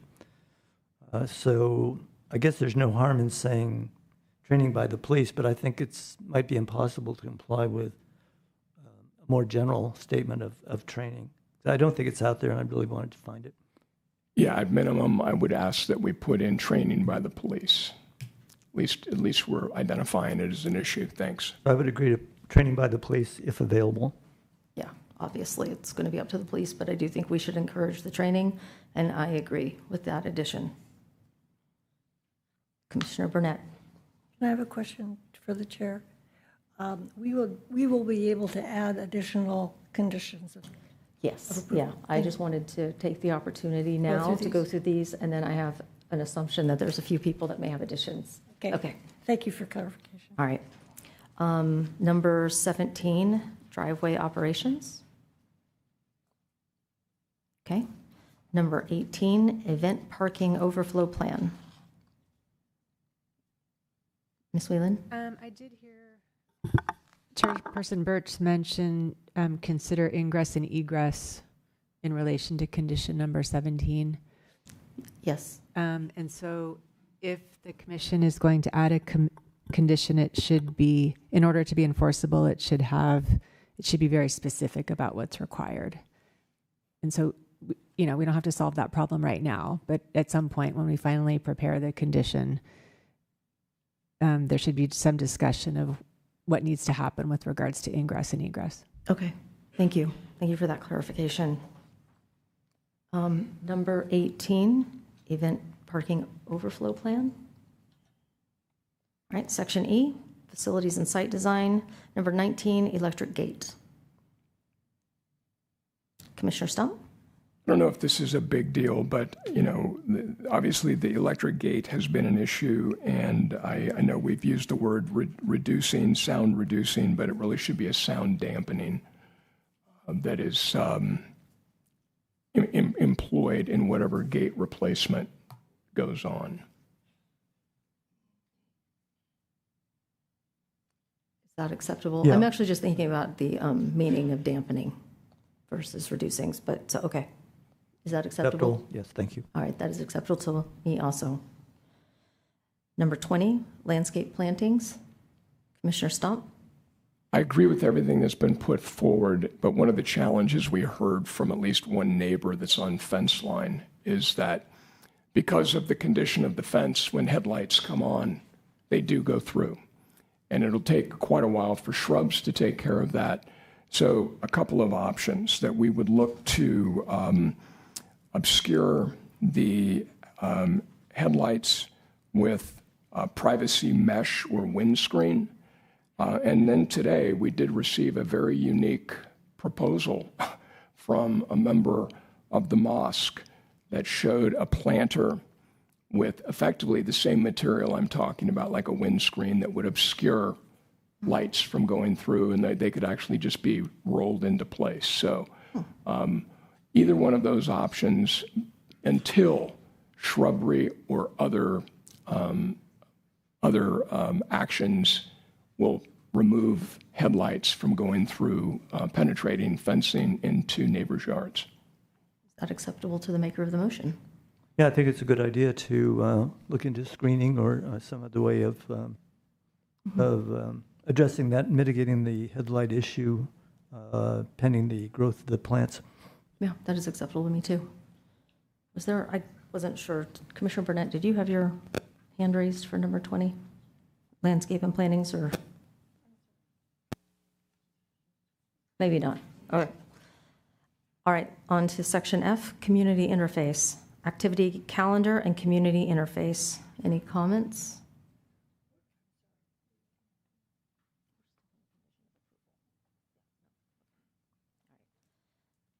Number 22, deliveries. Obviously, there was a modification made by the maker of the motion. Are there any comments? All right. 23, compliance review. All right. Section G, other conditions. Number 24, high attendance guidelines. And 25, compliance with laws. All right. That gets us through the staff's recommended conditions of approvals with obviously the modifications made by the maker of the motion and the seconder of the motion. Are there additional comments or additions? Commissioner Stump? I would like to put forward a second motion, and it would be the same motion with amendments that Commissioner Barnett has put forward, but with the prayer service maximum attendance guidelines that I proposed for both their general hours and their seasonal late hours. Is there a second? Commissioner Burnett? Is there any discussion? So again, I would like, as we look at these, I just want to be very clear. Could you please remind us again, as we make a motion like that that starts limiting attendance, what the criteria is so that we can discuss this properly? Yes. So the first question will be, does it impose a substantial burden on the congregation's ability to worship? And then if it does, the second question is, what compelling government interest is being served?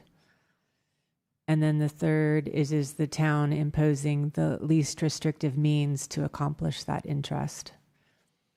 I have a question and on then this. I have other things that the commission should think about.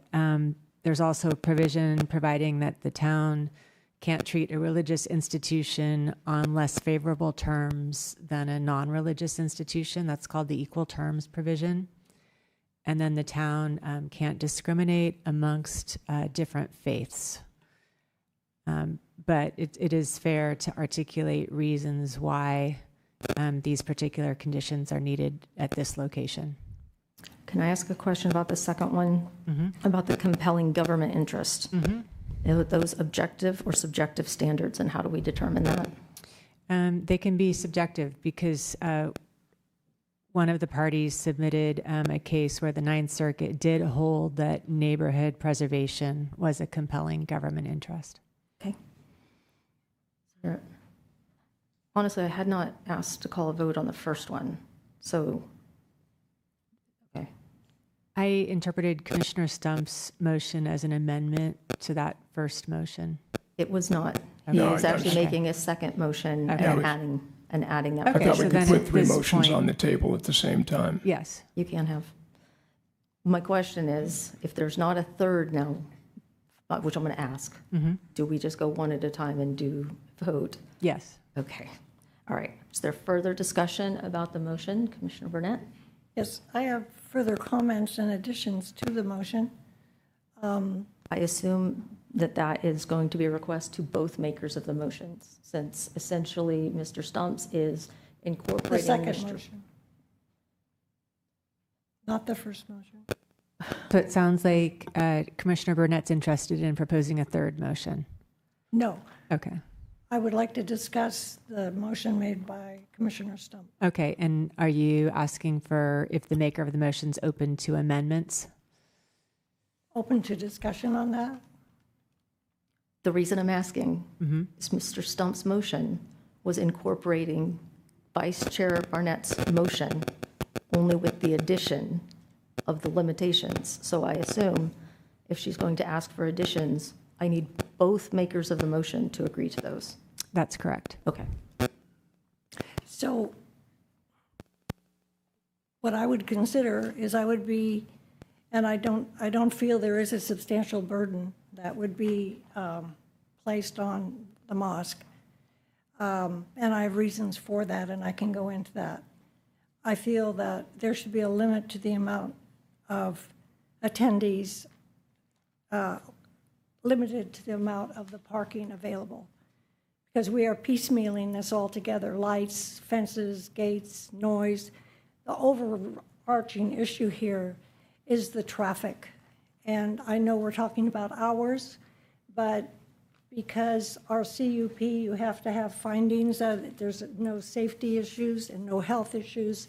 And after looking at all the evidence, documentations, and myself actually visiting the last night of Ramadan and seeing the traffic and the issues there, I feel safety and health, early morning, sleep deprivation, our CUP addresses those, and those would be a big concern in this.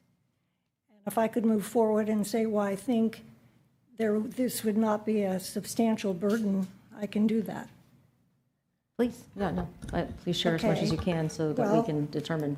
Let's say there's several prominent Islamic centers in the immediate area region that operate successful Yamuha only, which is the Friday prayer, without offering the 5 congressional prayers, like the Saratoga Prospect Center, the Peninsula Muslim Association.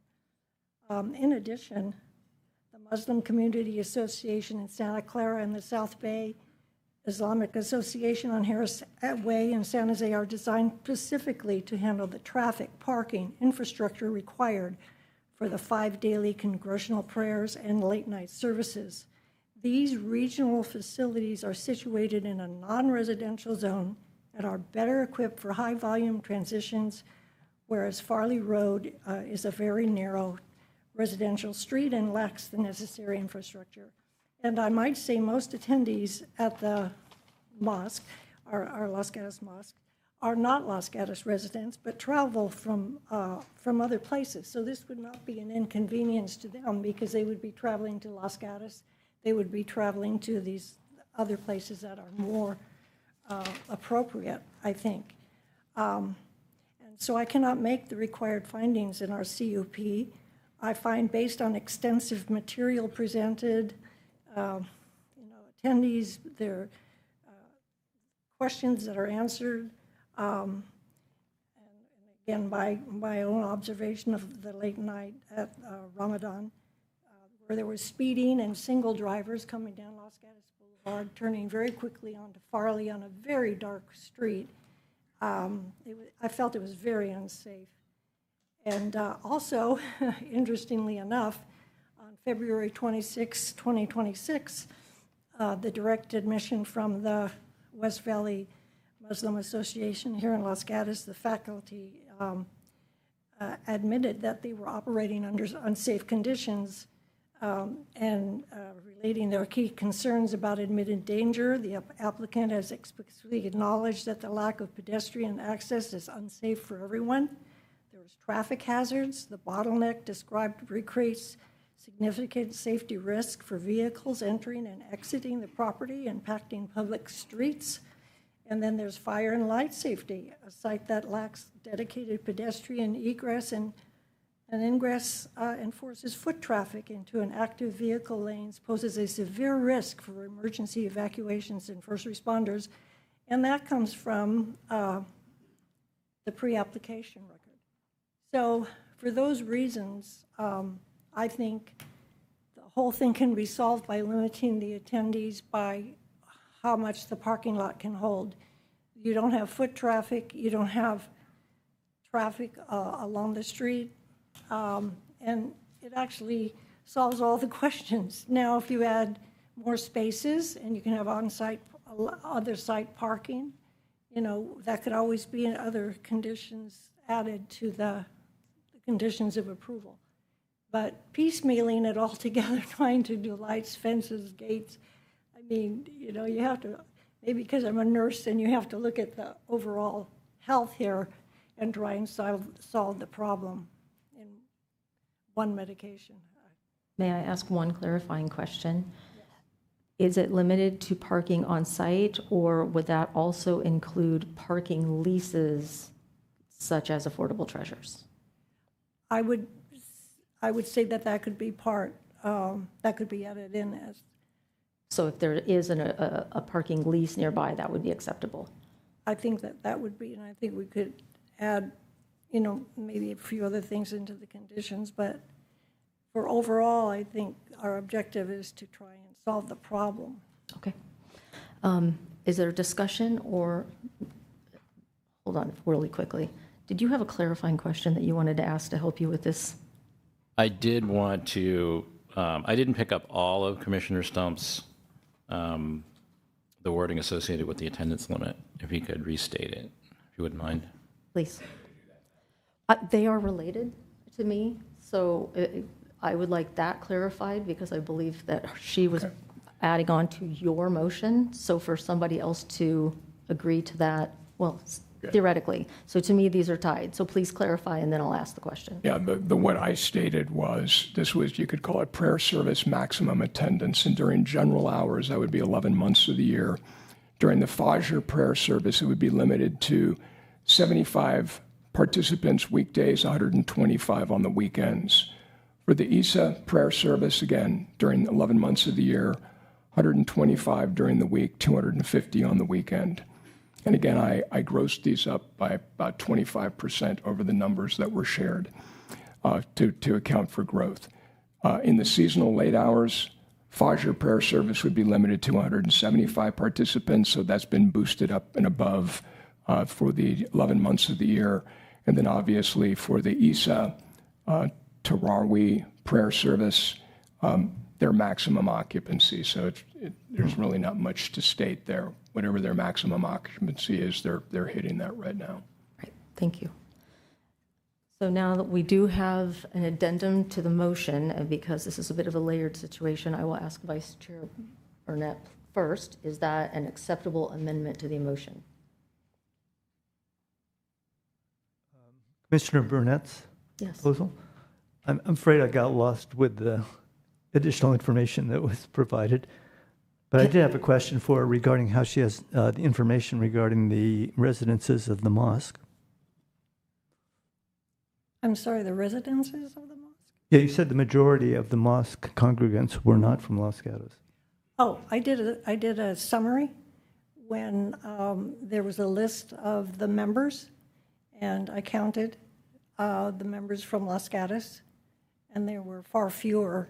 I think it was 25% of the overall number that responded. And if I can try, I'm going to try to summarize, and you correct me. I believe what Commissioner Burnett was saying is that she was going to limit the number of attendees to the available parking, both on site and via a parking lease. That's acceptable to me. All right. Maker of the motion. Okay. Which by then, Commissioner Stump defaults, since you were building off of. So if that is something that we want to have incorporated, that needs to be developed into a third motion. My sense is that we're, it's already complicated, and we're making it more complicated. So I would prefer to stay with the what I've put forward as a motion, as far as the maximum numbers, morning quiet hours, evening quiet hours. All right. Any further discussion of the two motions? Commissioner Stump was first, and then Vice Chair, and I just want to make sure I'm not missing. Again, you might say, why am I doing this? I submitted 2 items that came out as desk items today. And if you look, everything's dated April 22nd, obviously, but look for exhibits 30, 31, 32. It says exhibit 32 includes commissioner comments. That would be me. So if I could have you go there, it would be helpful. And unfortunately, there aren't any page numbers on here, but it's this one here with the yellow highlight. It's some tables. So first, to my fellow commissioners, does everybody have a copy of this? It was in item number 3, desk item, provided today. Yeah, go to the table. Well, I want to make sure they actually have this in front of them. Perfect.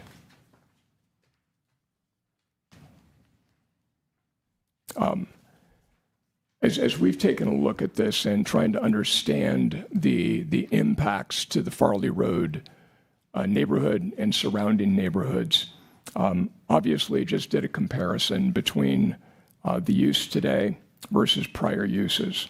And I'm just going to highlight a couple things here. As you can see, services per week. The West Valley Muslim Association, 35 services a week. Kingdom Hall Jehovah's Witness 2, the First Baptist Church 3. Hours of operation per month. For general hours, 540 hours per month. Seasonal late hours, 570 hours per month. Kingdom Hall Jehovah's Witness, 24 hours a month. And First Baptist Church, 44. So when we hear the neighbors talk about impact, this is why. You know, they see this tremendous increase in activity. And then if you look down below, look at average weekly attendance and an estimated number of cars per month, the yellow columns. Average weekly attendance, 3,500 during Ramadan. And this estimate may be high, but it's higher during Ramadan, obviously. 5,600. Kingdom Hall was 350 a week. First Baptist Church, 600 a week.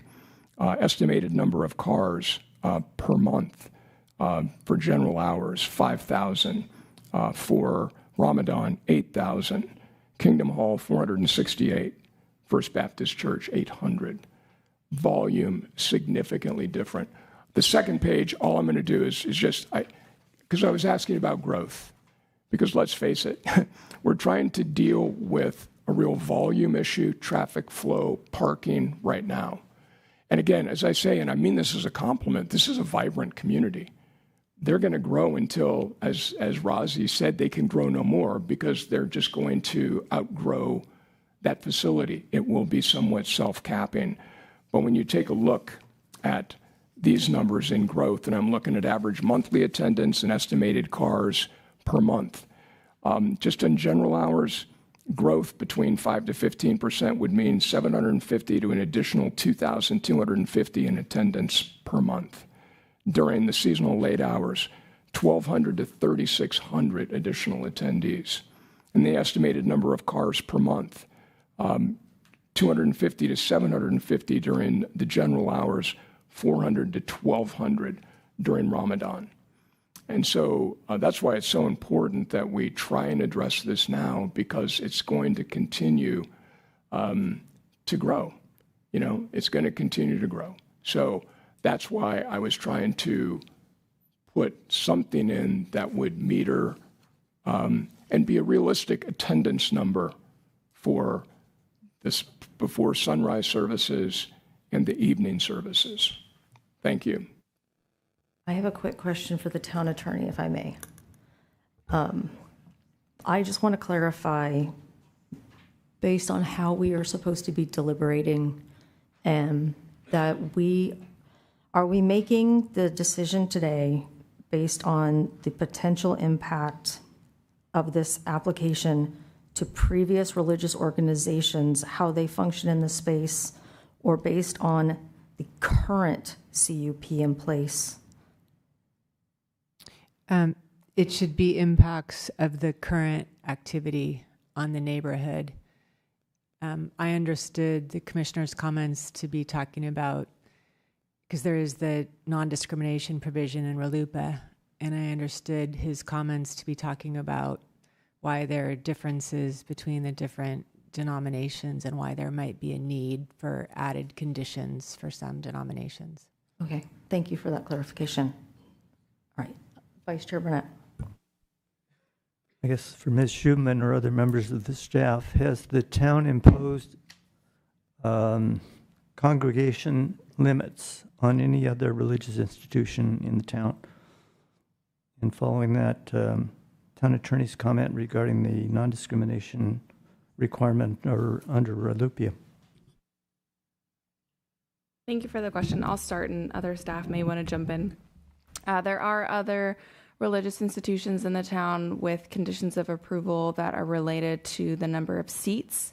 Since that's the way that the town looks at this type of use for parking, it's related to the number of seats. So there are certainly some CUPs that list a maximum seat capacity because it's related to their on-site parking. And was there a follow-up to that you had to the town attorney, or? Well, yeah, I'd be interested in the town attorney's comment regarding the legality of limiting attendance at a religious institution when the actual attendance is not restricted for other religious institutions in town. I understand the seating issue, but there could be standing, for example. Probably the most conservative course of action would be to limit attendees to the available parking. But, on the other hand, there's an argument to be made that there are impacts in the early morning hours, and there might be, disturbances due to the amount of traffic in the early morning hours.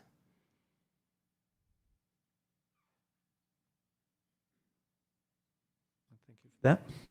Commissioner Stump?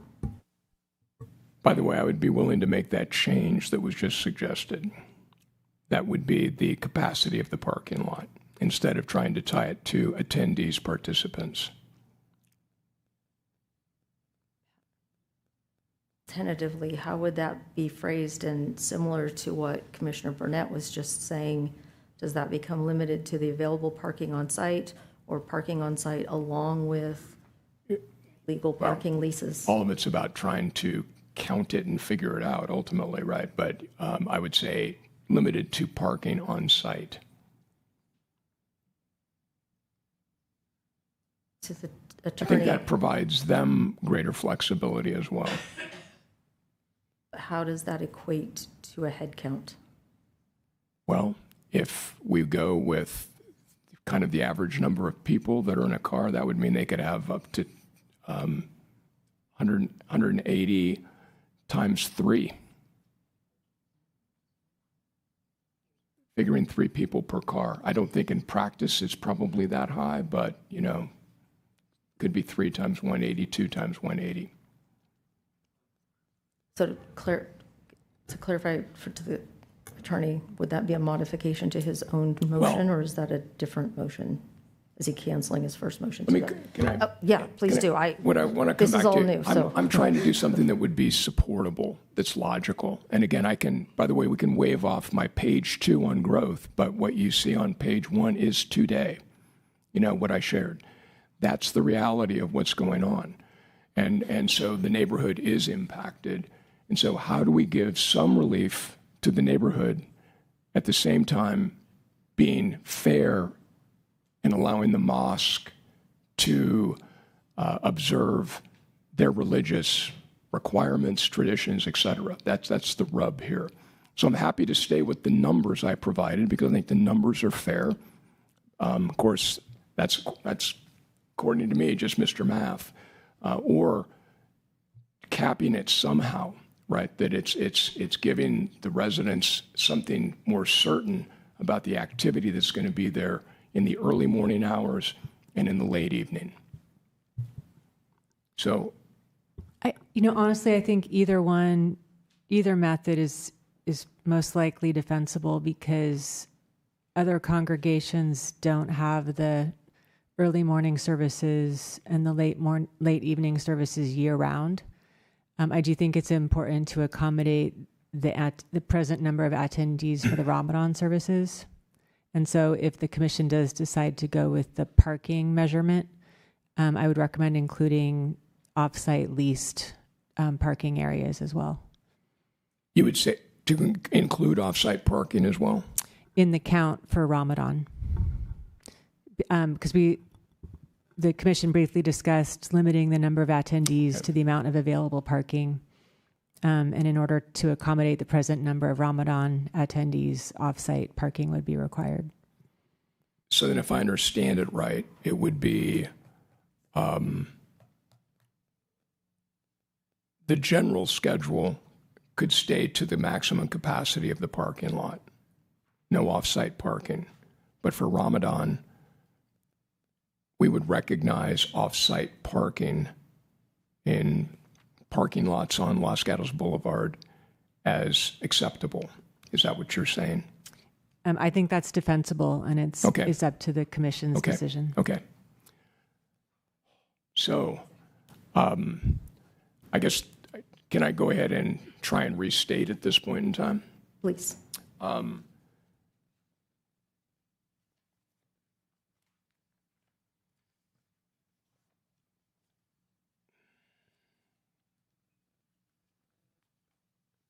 I have more paper. It's a lot. It's fine. So then if we go back to prayer service maximum attendance for general hours, the Fajr prayer service will be limited to 180 cars and participants. So it will be limited to on-site parking. Isha during general hours will be limited to on-site parking. Seasonal late hours, Fajr prayer service, on-site parking and off-site parking. Same with Isha and Tarawih prayer service. Obviously, we've already said max occupancy with obviously access to off-site parking.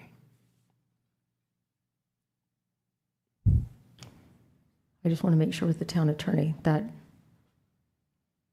reads, because just stating parking to me doesn't have a number of people to it. So I just want to check. If you're not concerned about that, then you're just limiting parking and cars. I just want to clarify that, if that's what you mean. Yeah, the way I interpret it is under the current scenario, I believe there's 180 spaces, and the town code anticipates, or they measure, they say 4 occupants per vehicle, so it'd be 4 times 180. And then if the parking lot were to be expanded to 230, it would be 4 times 230. Is that change amendable to the seconder of the motion? All right. Is there any discussion among the commission on either motions?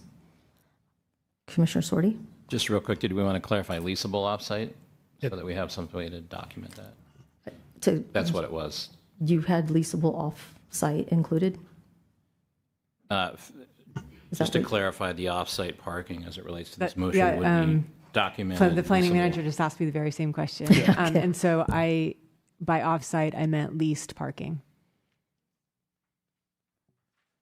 And Commissioner Barnett, did you not in your motion include no on-street parking during Ramadan, that it would be off-site parking?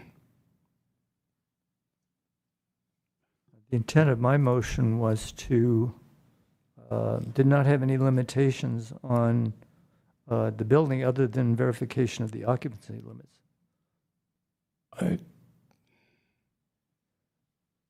I never included a congruent limit.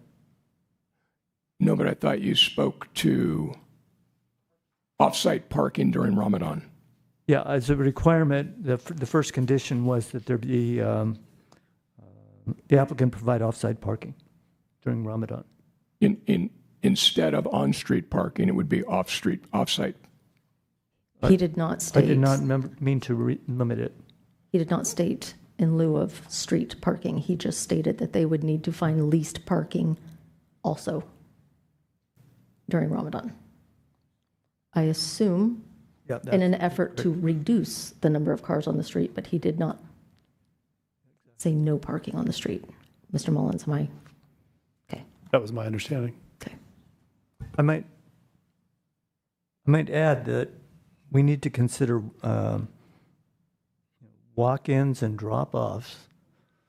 As long as we're meeting the occupancy limit of the building, it seems to me that we can't tie people to the parking spaces in the parking lot. As was mentioned, in every large congregation, there's going to be street parking. To me, I do agree that there's a tremendous problem with the volume of cars that are involved here, and I've really struggled with that because I think the neighbors have genuine concerns, objective concerns, but I'm very much concerned that we not violate federal law by imposing restrictions that are unreasonable. From my perspective, it's unreasonable to limit the number of occupants beyond the occupancy restriction. In other words, tying it to parking may be less than the occupancy restriction.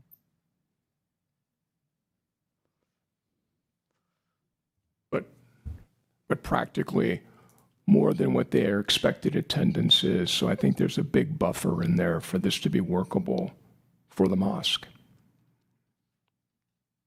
Commissioner Burnett. I just want to clarify. So right now they have 180. They plan to add 23. That'd give you 203 parking places. If you say 4 people per car, which I think would be fair, we're talking about 812 people. So, I mean, the maximum during Ramadan was, one of the numbers was around 800. The average is 500. So I think maintaining parking lot attendance as what we're looking for here, not even looking at off-site parking now, because now we have a number that would accommodate most of the services. So I don't understand, if it didn't work, we could always come back and make some adjustments in 6 months, see how it works. But I think that would, I don't know why we would even have to go to off-site parking, but this would take care of a lot of issues, my perspective. Vice Chair, do you have any thoughts on that? No comment. Okay. Commissioner So I Stump. guess I would come I'm sorry. back Hold again. on. Wait, Mr. Stump, hold on. Sure, Mr. Mayor. sure. Yeah, I'd like to ask a clarifying question to staff, please. I think Ms. Shubin, you brought this up earlier. Does the town restrict occupancy beyond what the building code says in any other religious congregation in town? I know you mentioned it was tied somehow to the max seating of a facility. Can you clarify that? Thank you for the question. I'm not aware of any other CUPs in the town that restrict further to what you're describing. All of the conditions are related to on-site parking. They're not related to the occupancy of the building. And for further clarification, in other words, we don't have the occupancy limits for every religious institution in town currently. All right. Commissioner Stump. I guess what I was saying is that even if we limited these services on the general 11 months of the year to their parking lot, they currently have 20 to 50 people participating prior to sunrise. They have 100 participating on the weekend. And then that's for Fajr, and then for Isa, 80 to 100 in the evenings. During the weekday, 150 to 200 weekends. That could clearly and give them all kinds of headroom and growth by having those services be fully in their parking lot. Because again, 180 times 3, 180, whatever you want to multiply it by, they've got tremendous capacity, so I don't think it would be constraining. Sure, I guess there is a limit there at some point that you would say, you can't go past that reasonable number. And again, that would be somewhat self-limiting based on how people arrive at the mosque, carpooling, et cetera. Here's where my concern is, right, wrong, or indifferent, is obviously we're not worried about the days that there's 25 people there, right? Like, to be candid, this is all very much about peak services during Ramadan. And my worry is we then limit something that we are not limiting in other religious institutions in the town. That's where my discomfort comes from and my concern comes from. I guess I would say, is there another religious institution in town that needs to be limited? And the reason I say that, in the document that I provided, I did a parallel look at the mosque, which, remember, it's a landlocked mosque. It's a landlocked property. They have about 5 spaces of what I'd call good neighbor parking. If you go to Calvary, they've got 467 parking spaces. Their average attendance is 400 to 500 a week. A week. They don't have a parking problem. Los Gatos Presbyterian, they got 190 parking spaces. They are bringing in 355 people a week. A week. Sheridash, across the street, 135 parking spaces. They're bringing in 200 to 400 people a week. Everything can be parked there. And on Los Gatos Presbyterian, plenty of good neighbor parking because they only have neighbors on one side. Sheridash, neighbors on one side. They have plenty of good neighbor parking on Shannon Road and on Cherry Blossom. Same with Los Gatos Presbyterian, Cherry Blossom and Shannon Road that fronts their property. So I do think this is somewhat of a unique situation that we have here. And boy, I hate to give this analogy, but maybe with the opening of Whole Foods, what was here before was kind of a mom and pop grocery store. And what we now have is a Whole Foods with the kind of traffic that this is generating. And again, please, I don't say that in any derogatory terms, folks. I don't. I just can't come up with an analogy to describe the increased volume that this neighborhood has experienced. It's real. And I don't want to be insensitive to everybody. I'd love to have a win-win, and that's why I recommended mediation. Because I wanted to see the groups come together with a professional facilitator to try and narrow some things down and then come back to us the things that can't be worked out. So anyway, thank you. I agree with you there, Vice. One question that could be asked is whether 3 people per car is an accurate base point to start. And I don't think any of us know the answer to that. I've seen many families walking together from off-street parking, but if the number is actually significantly lower, then we're really capping the operation of the religious institution. And just so you know where my number came from, Jeffrey, I was given the peak day for Ramadan this year was 850. And I asked Razi, can you just estimate the number of cars? He said, no, I can tell you exactly because I counted them that night. There were 280 cars. So using the modern math, I said 850 divided by 280 equals 3. Equals 3. Now, that's just one data point, so in Rob, we trust, all others bring data, right? So anyway, that's where the 3 per car came from. And it could be wrong. I don't think it's 4. Could be 3. What if it's 2? That means 360 people, right? So it's still a big number from an attendance perspective. Discussion from other commissioners? Okay. So, Ms. Whelan, at this point, if we've deliberated and talked, do I call for the first motion and then the second? And I assume commissioners can only vote once. Can you clarify this since it's the first time we've done it this way? If I remember, the second motion was adding elements to the first motion. So I would have each commissioner vote on the first motion, followed by a vote on the second motion.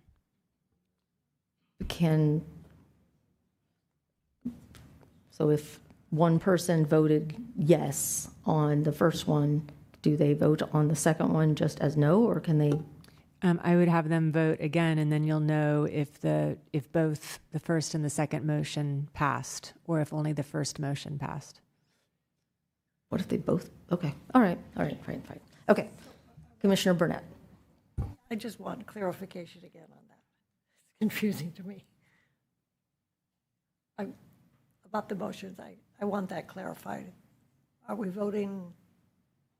It sounds like first there'll be a vote on Commissioner Barnett's motion, followed by a vote on Commissioner Stump's motion. So we have 2 motions? They're separate. Okay, thank you. Separate yet tied. So, all right. So then I'm going to call the vote on the motion put in place by Vice Chair Barnett.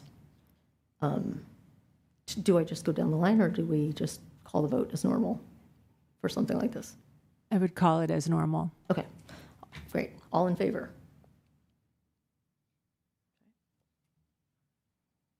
Opposed? Okay. All right, so we have a second motion on the table from Commissioner Stump. All in favor? Exactly. Opposed?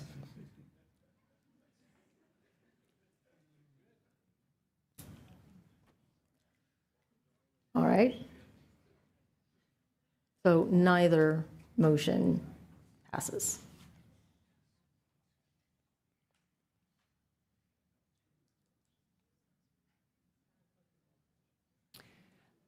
So I think another option would be for someone to put forth a new motion.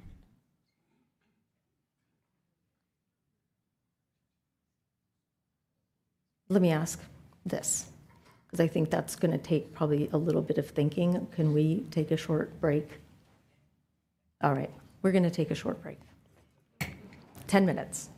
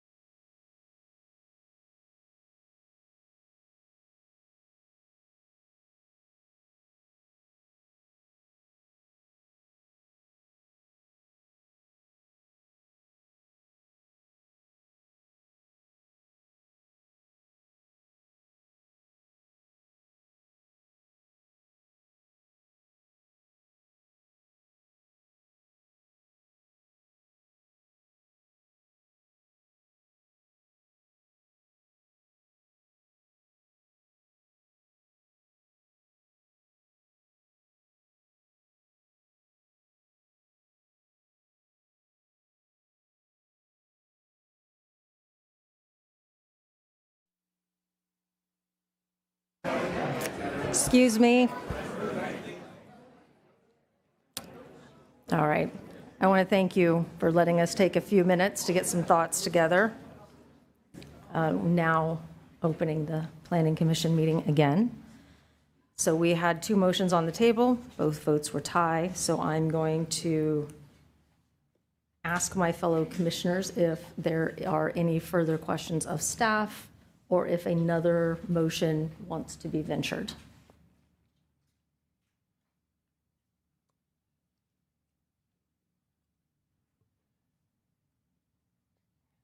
Commissioner Stahl. I would like to try another motion.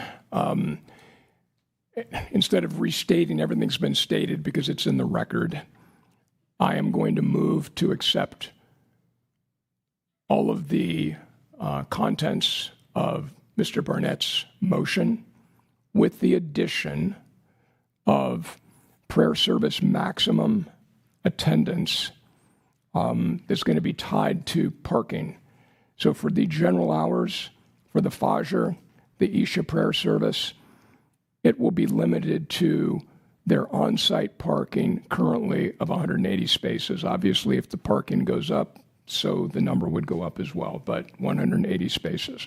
For the seasonal late hours, the Fajr prayer service during Ramadan would be limited to 180.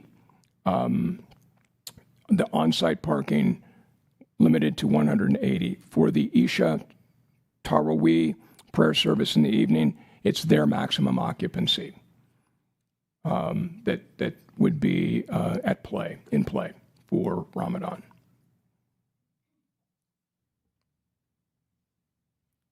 I see a question. Yes.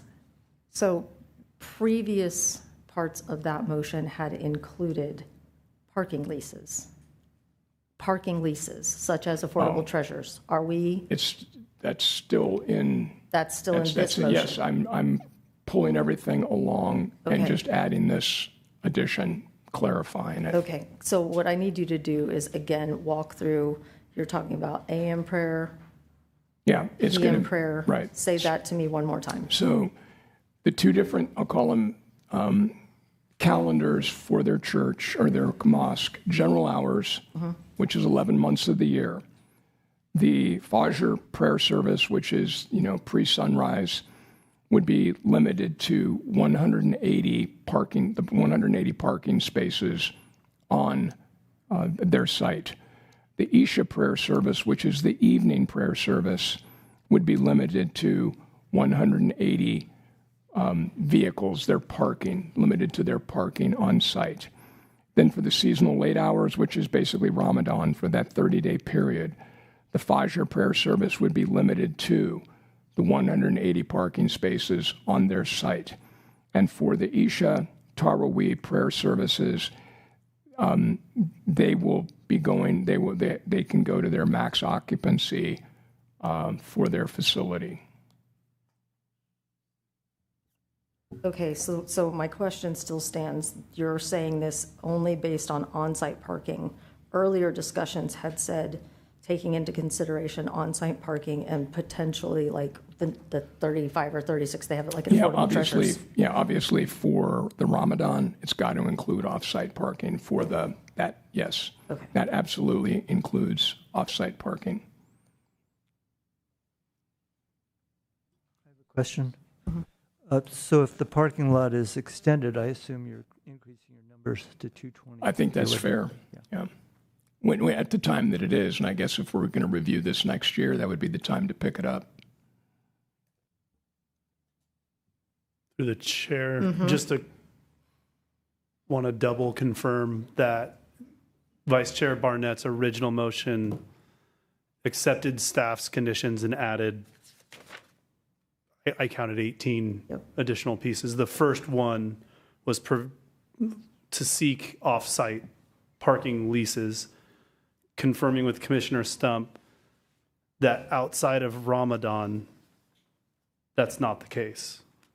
That the limit would be based on the 180. That's the intent. So that's a modification of that first one that Vice Chair Barnett brought up. So my motion said off-site parking during Ramadan. And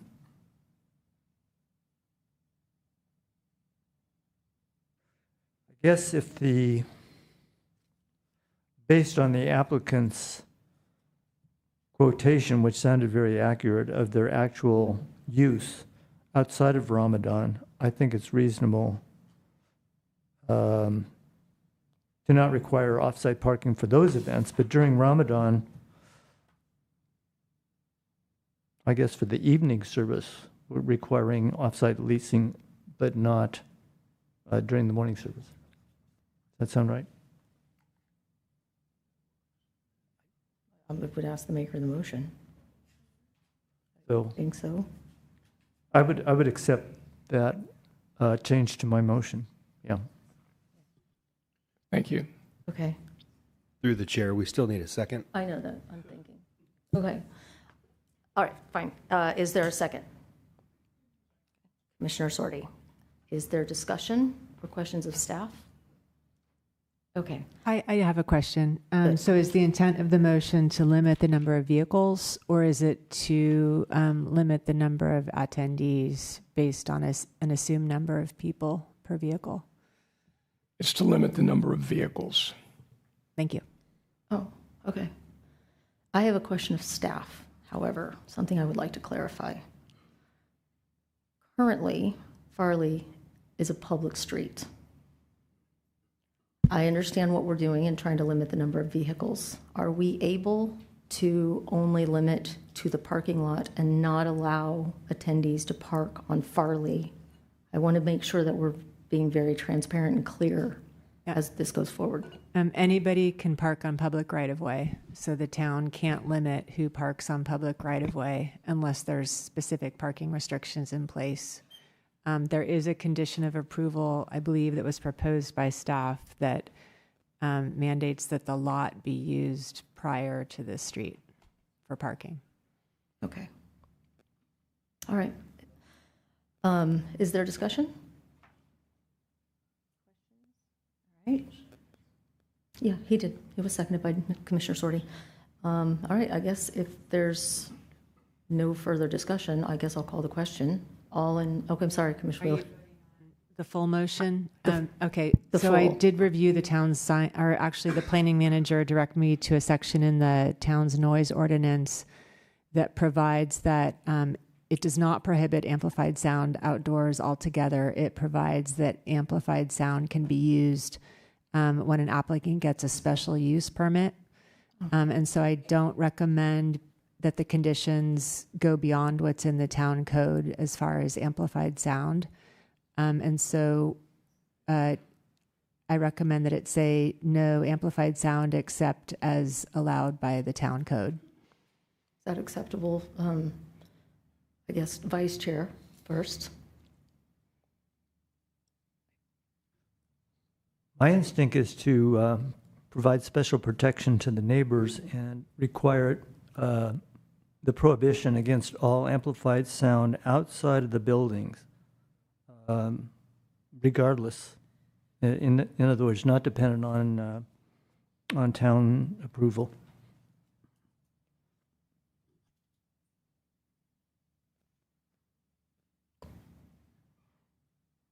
Is that acceptable? Like, It's the commission's decision. Okay, all right, fine. Okay, so we have a motion, a second on the table. I will call the question. All in favor? Okay, that passes unanimously. Are there appeal rights, Mr. Paulson? Well, I think I'll turn to the attorney because we're going to need to craft conditions and bring back a revised resolution with revised conditions, and we'll bring that back probably at the next meeting and have that on the consent calendar, I would imagine. Okay, thank you. Thank you. There was, by the way, other business, but as this took a while tonight, we will move other business to a date certain or just to a future date. What would be the preference of staff?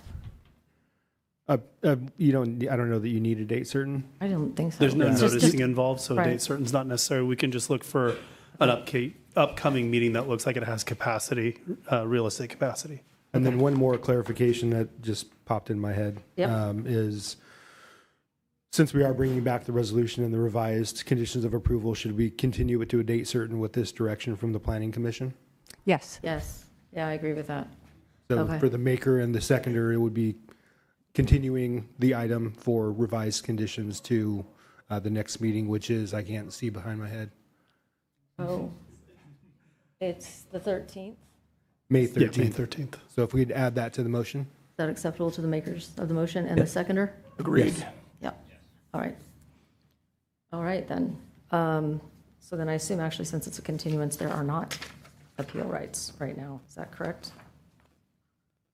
Yes. Okay. All right. Okay, so we will now move on to any other update from the Community Development Director, Mr. Paulson. There's no update this evening. Thank you. Okay. Have any commissioners got some subcommittee reports to report on? Yeah, Commissioner Burnett? Yes, we had a a Historic Preservation Committee meeting tonight. There were 4 items, and that's it. Are there any other commission matters?